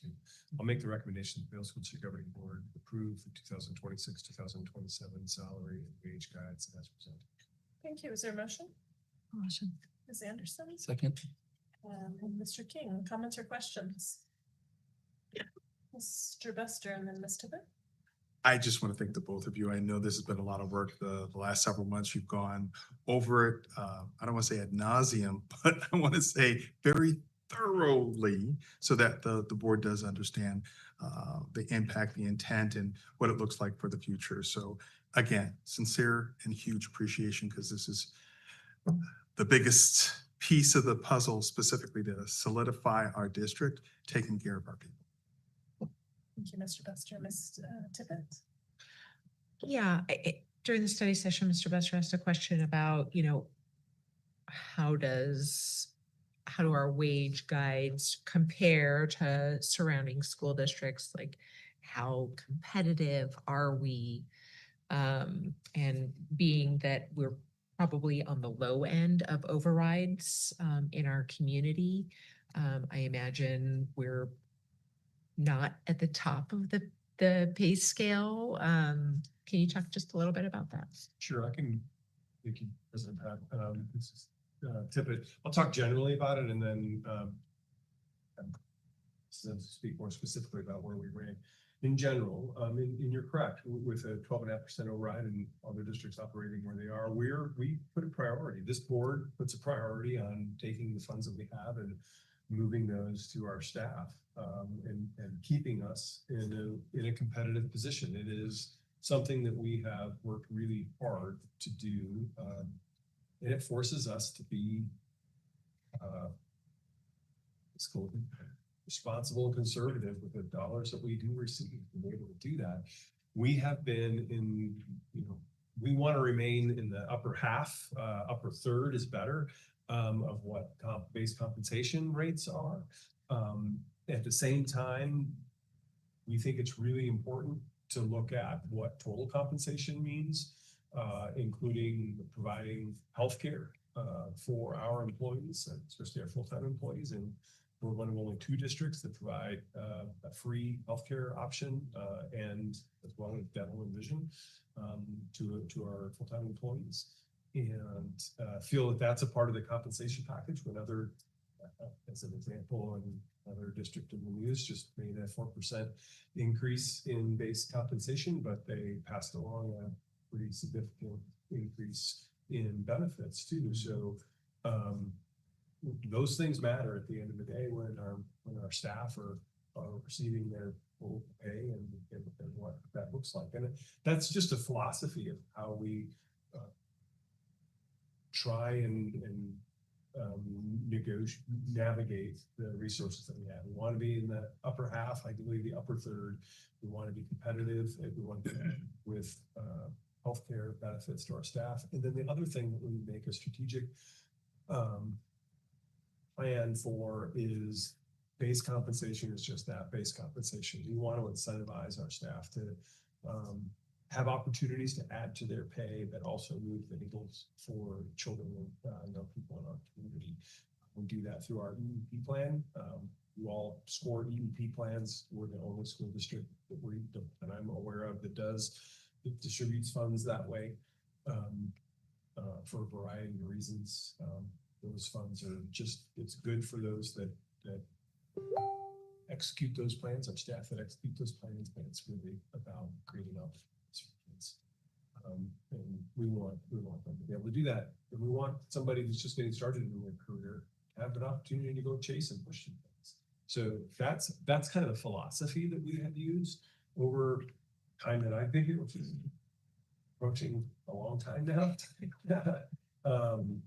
In how budgets are developed. So I don't know if Mrs. Emsley, if there's anything more specific that you want to say about where we are in regard to what we know at this point about where other districts are. President Pratt, Mr. Pruitt, Ms. Tippett, thank you for the question. And you covered that so thoroughly. So no, not necessarily add too much more to that. We are right in the middle of our teacher salary in comparison to other school districts from the comparison that we just ran today. So we are in the middle. However, those items that Mr. Pruitt alluded to are so key and so important to the total compensation package for our teachers, but also for all of our other employees as well. Our classified staff also receive the benefit of the free health insurance benefits. And so that's a huge asset in total compensation. I also do want to note that we do advertise all of the incentive options for our employees. We advertise them on our website. We have examples on our website so that if employees or potential recruits are looking to come to the Vail School District, they'll have a sample of what their total compensation package will be. And then we're always willing to help anybody who has questions about that in the Human Resources Department.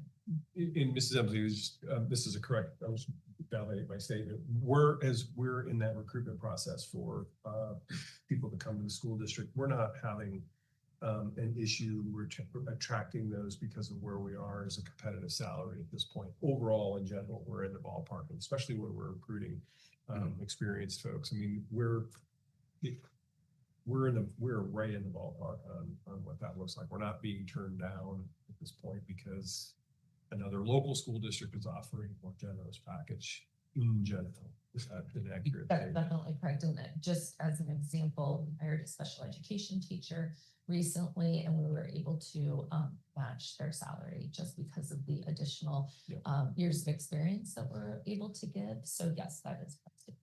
Thank you, Mr. Cook. Ms. Anderson.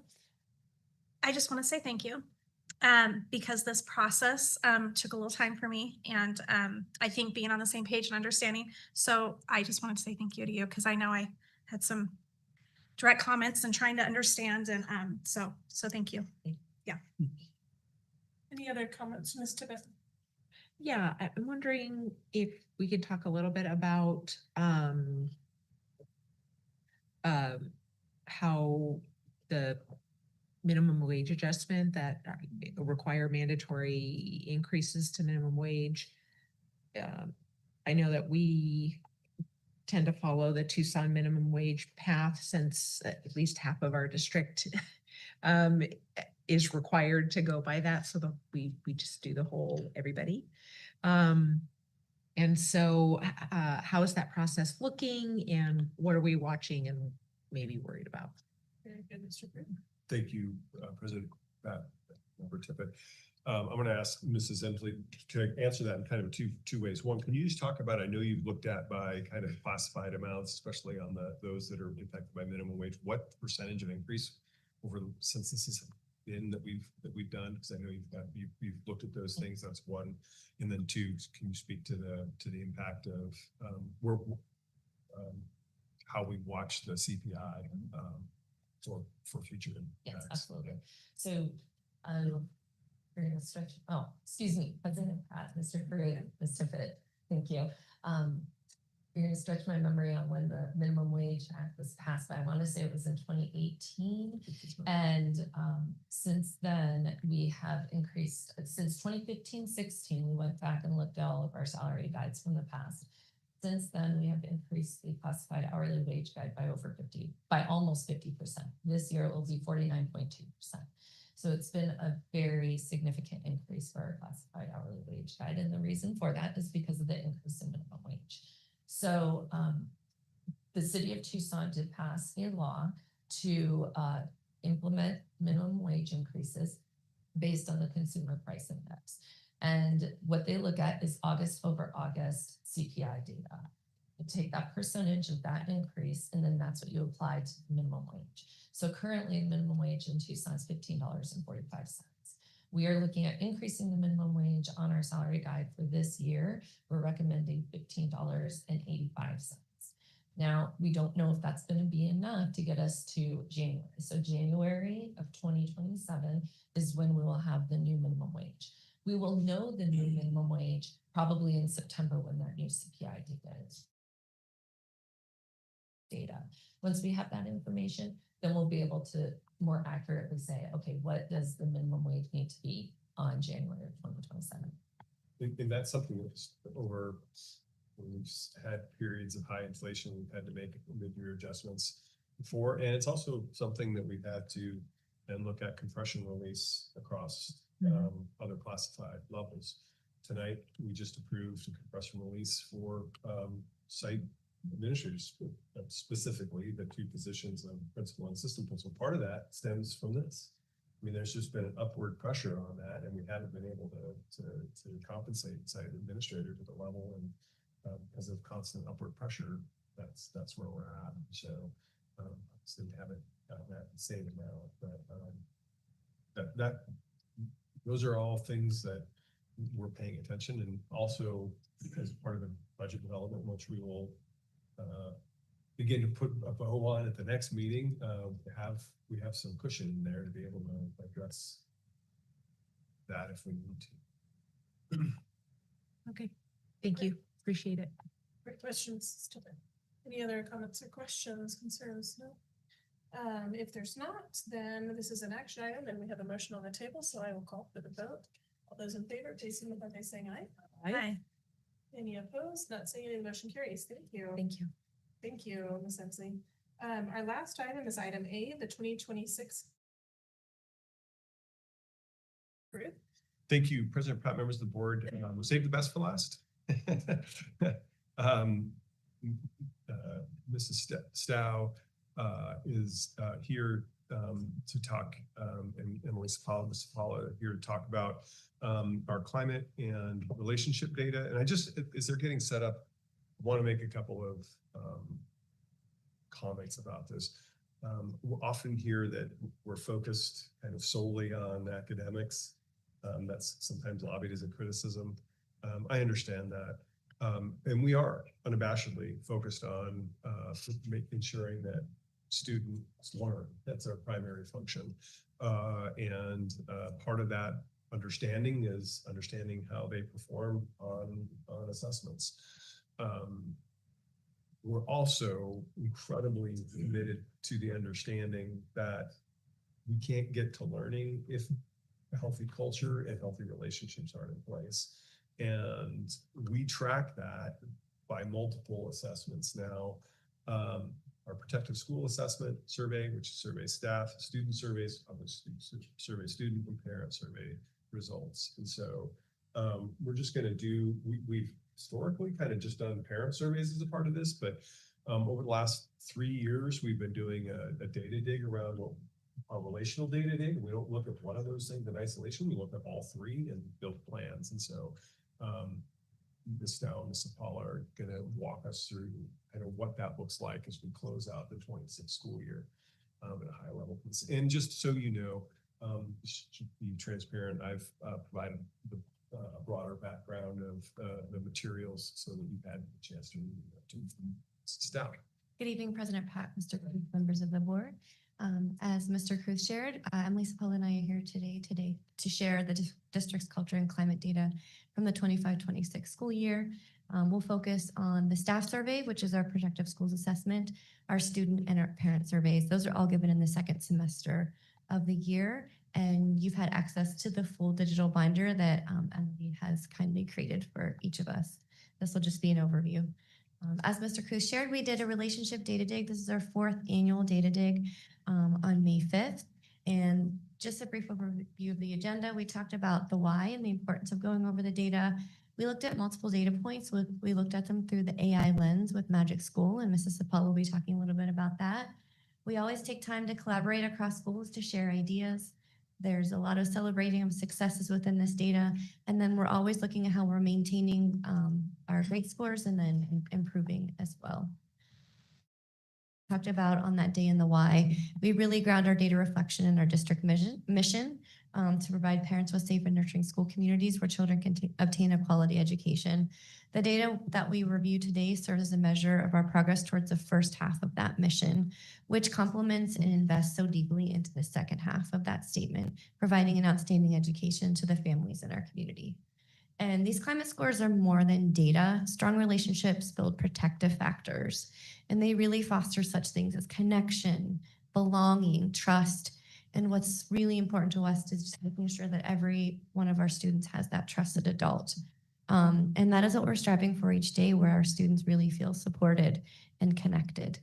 The first data piece that we'll share with you that was in the binder and that we went over in the data dig is our Protective Schools Assessment. Once again, that's our staff survey. We've been administering this for over 20 years.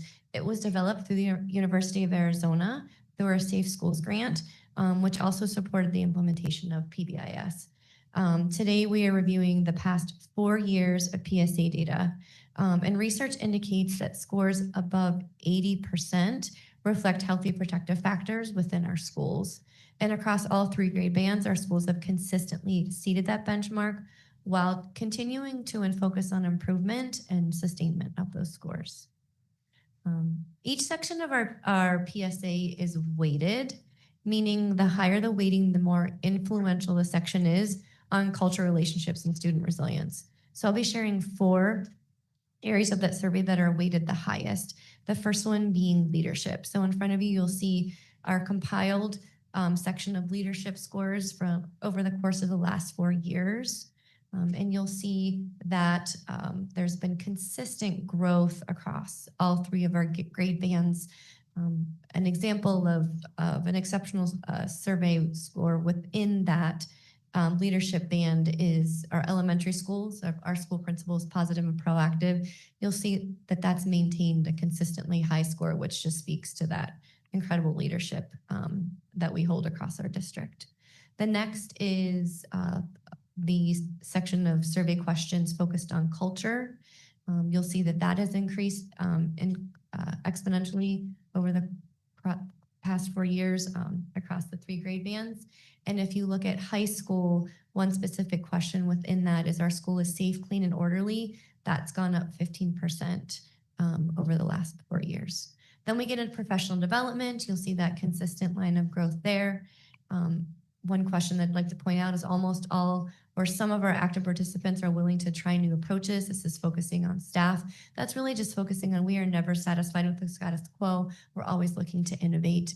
And then lastly, just highlighting that link to academic programming. When our academic programming is high, our schools are safe and vice versa. So if you look at this one for middle school, our faculty and staff have high expectations for academic achievement for all students.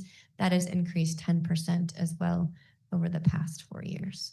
So then we get into student surveys. You'll see the growth there as well. Again, we are looking at 80% as our benchmark. For time's sake, I'm only going to focus on 2 of the areas for the student survey. These are 2 of the most influential protective factors.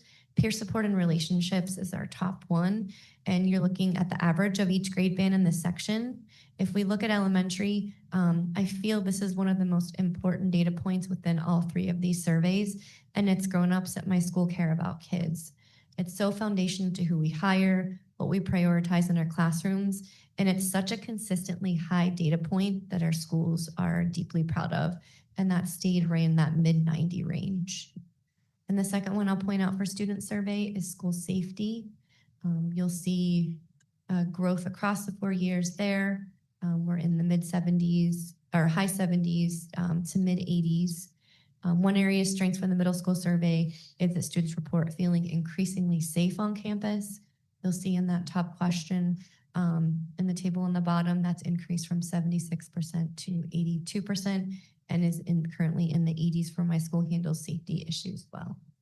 I'm going to turn it over to Mrs. Sapala to share the parent survey data and then a little more about what we did throughout the data. So parent survey results remain strong across all grade bands with current scores above 90% at every level. As you can see, there was an increase of 15% across all 3 grade bands over the past 4 years. Families continue to feel connected, supported, and confident in their school communities. One that I want to point out is connection. Parent and school connection remains a significant strength across all grade levels, with scores approaching or exceeding 90%. And one highlight would be for elementary. There is a strong family trust and school relationship, and then that is remaining high at 96%. Families report strong confidence in our safety expectations, campus security, and staff responsiveness to concerns. One highlight is that across the district, parent confidence in school safety continues to increase district-wide. These results reflect the district's continued commitment to providing safe and supportive learning environments for all students. We had some really exciting updates to the relationship data dig this year. We brought in some technology. We partnered with Teaching and Learning to develop a customized chatbot on Magic School AI. As a reminder, Magic School AI is that walled garden where all of our data is protected. And so all of the schools were able to interact with that chatbot using the site-specific customized binders that we were able to logo and color code. That's my love language. So we were able to create those. And just provide some data points for them to look over. They were able to look over, again, the student survey, that PSA survey, parent survey, chronic absenteeism data, and office disciplinary referral data. Once they looked over the data, they developed SMART goals and action plans. Schools developed SMART goals based on root cause analysis and school-specific culture and climate data. While each school's goal was unique and different to their school, there were several common themes that emerged throughout. That would be including consistency of systems, student belonging, positive relationships, and classroom environments. Using those SMART goals, we created action plans, and those were created to reflect a continued commitment to strengthen supportive learning environments and improving student outcomes. After those action plans were created, we then created an action plan tracker. So this tracker just helps monitor implementation, the progress, and ongoing growth throughout the school year. As everyone should do, we always ask for feedback. We received some feedback on collaboration and reflection. Schools valued the time to collaborate, reflect on data, and develop solutions together. They loved the action planning and SMART goal. They were able to have that root cause analysis and create a meaningful SMART goal and meaningful SMART goals and action plans. They appreciated the AI chatbot tool, and it helps schools efficiently analyze that data and develop action steps and trends and identify trends. And then overall, feedback highlighted the value of a collaborative data-informed process that supported continuous schooling. Just some overarching notable themes is that students, staff, and parents consistently report positive relationships with teachers, staff, and school leadership. Parent satisfaction remained above 90% across all the grade bands, with especially strong ratings in communication, safety, and school support systems. And across all stakeholder groups, survey data reflected a district committed to safe, supportive, and relationship-centered school communities. Thank you. This is an informal. I'm happy to answer any questions. And at all staff, we often, not often, the last several years have an image of two pillars: one, relationships, and one, academics and programs. And we must do those things equally well. Sometimes places get it like this. And occasionally they're going to go like that at the top, but we focus on those things. We measure, we focus, we plan for both. And it's so critically important for us to have healthy relationships, healthy cultures in place, so that we can drive at those important components around learning for young people we serve, families we serve. We understand critically importantly that we are not perfect. We are an organization full of people. There's gonna be rubs and things in certain places. And we need to lean into them. That's why we have that value of doing hard work, getting along. Place is one of our guiding principles. And so, but overall, at the 50,000-foot view, when you step back and look, the health of our culture and relationships remains in good and solid shape. both comparative to our own norms year over year, but also where we are, nationally, looking at other organizations. So that's all we have. I can answer any questions. Thank you, Mr. Crude. Mr. Buster. I guess on a similar note that Mr.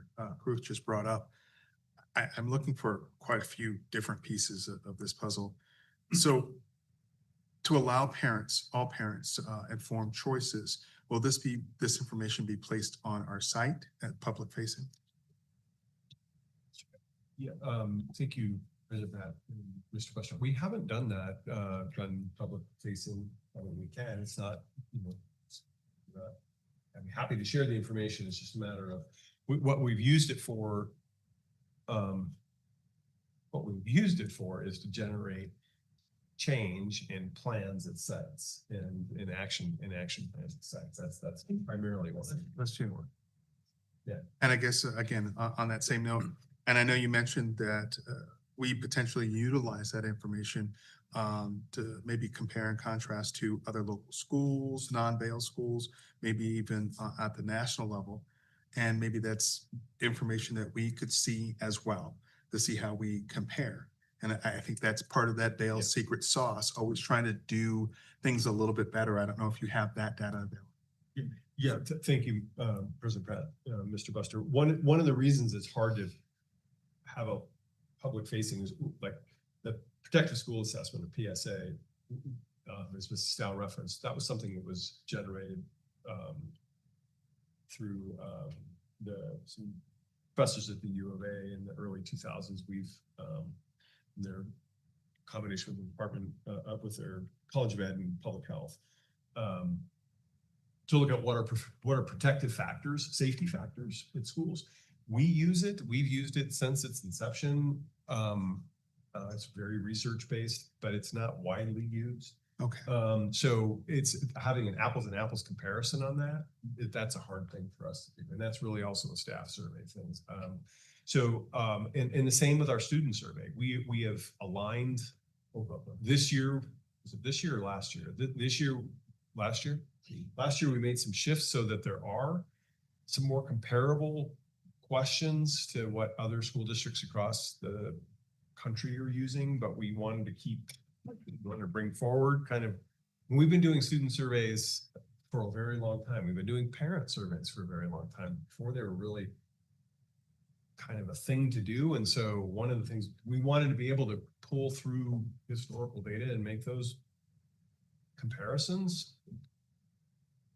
We've also improved the survey so that is a little bit more comparable. So long-winded answer to say, we can have public-facing data, but it's not like a ASA score or an ACT score where it's like, oh, that meets that thing. So I think that's when Mrs. Paul and Mrs. Stow are showing, hey, here's what the trends are. Maybe here's what a few questions are.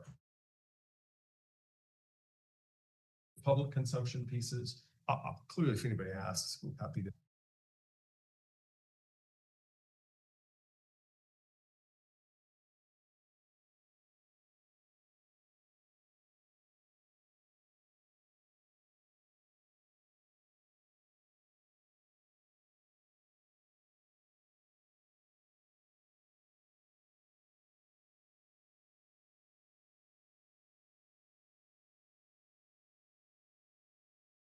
Might be another incentive of this school has a healthy culture. We can source documentation. We can prove that this school or district has healthy relationships, and we have source documentation that's outward facing that we can prove that. Make Vail your school of choice. I love that. Thank you. Thank you, Mr. Buster and Mr. King. How many respondents were actually took part in the survey? No, good question, Mr. Good. Which one? Clarification. How many students, how many parents, Sure. staff members? Yeah. So You know, how many? yeah, thank you. So the protective school assessment is functionally a staff survey. Do you have a Mrs. Stow? President Pratt, Mr. Kurth, members of the board. I had a feeling that question would be asked right before we came in. I jotted the numbers down. We had about 1,600 staff members take the survey. We had 11,425 students take the survey, and we had 4,100 parents take the survey. Parents. And we are working those numbers. We've been slowly growing those numbers. We've been trying to just incentivize and really communicate the parent surveys much as we can to get those survey numbers up. So we have a proper representation of our community. 75% of staff, 75% of students, 25% of parents. Yeah, we're shooting for 100% on the students and staff. It's hard. I mean, it's hard to quantify that. It's a very good representation though, and we've incentivized the parent surveys often, and contests and all kinds of things help drive that across. But again, I think we'd all love to see 50% or greater, but 25% is a really pretty healthy number when you're looking at statistical trends. Yeah. Great question, Ms. Tippett. I just to kind of dig into maybe a perception that this is just a rah-rah thing, and we can say things are good. We have been doing these to learn things that we can do better. On that side. And so I really appreciate the district-wide areas of focus with consistency on systems and expectations, student engagement and belonging, strengthening positive relationships, improving classroom learning and environments, and increasing positive behavior recognition, so that all those pieces of learning came out of the data that we pulled from those assessments. Can you give us some examples of actionable goals in some of those territories that some of our sites might be implementing? Thank you. Yeah, thank you, Mr. Pratt, Mrs. Tippett. One of you. President Pratt, Mr. Cruz, member of the board, Ms. Tippett, thank you for the question. We actually have the digital binder that we shared with you. There's a version of that for every single school. And so within that are their full action plans. So what you're seeing right now is you're seeing cute Kennedy on lunch with her dog. Keep showing. It is so cute. You have to have one stuck. And those cute little wellies, that makes me really happy at 9:10 at night. This is an example, and so you can see, we can tab through any of the schools. So you can see their exact action plans, the data areas they're focused on, the systems they'll use, the practices, the timeline in which they'll do that, and then the team responsible. So this just happens to be Corona Foothills, but we've compiled these across every single school. So this is an example of one of them. This is Cienegas. So you'll see things like host mini breakout PD sessions around student discipline practices in the student handbook, reinforce positive behaviors in the classroom via additional messaging of expectations to staff and follow up from admin or classroom. So they're working around similar root causes, but they're building action plans around these. And then you'll see the level of detail in that far right column around who will own it and what that will look like on their campuses. Fantastic. I love that you asked that, Mr. But I just think this is pretty incredible. It's not that we're just doing this survey and then just not doing anything afterwards. I mean, the level of that you guys unpack this data and to be able to say, okay, how can we do better? And I mean, just seeing how it's increased, I would have just sat back and been like, wow, we're listening. And I think it's easy to do that, but I think looking at this to say, hey, how can we increase and do better? So thank you for really picking that out, Ms. Tippett. I also love when you guys sent us the digital binder. First of all, I've never done that before, so I thought that was super cool. But I love that you guys made that for each school site. Super helpful and just useful to use.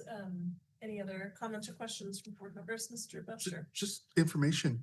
Is this purely an inform item or is this coming back for action?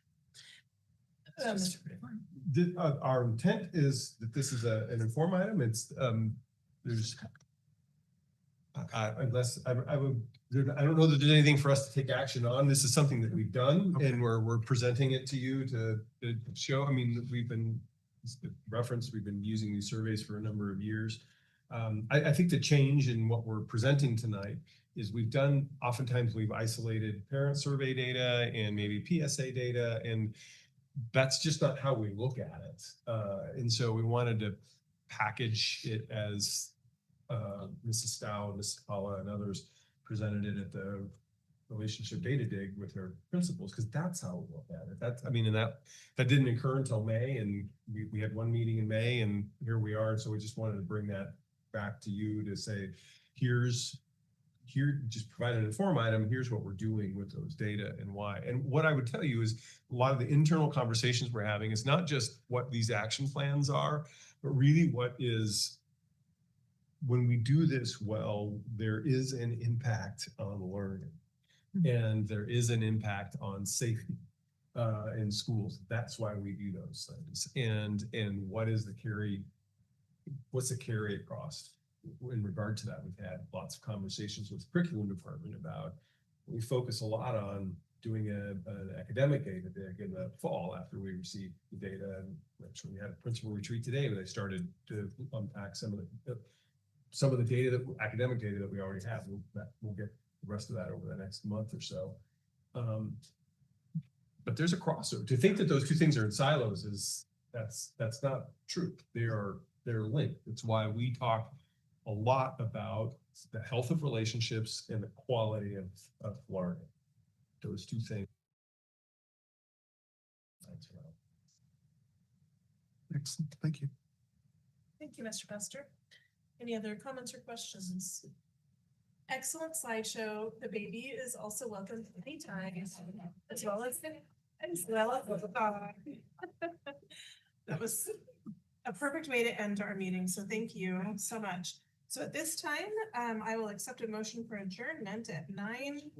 Seconded. Thank you. At 9:16. We have a motion and a second. I'll call for the vote. All those in favor, signify by saying aye. Aye. Any opposed? Not seeing any of the motion.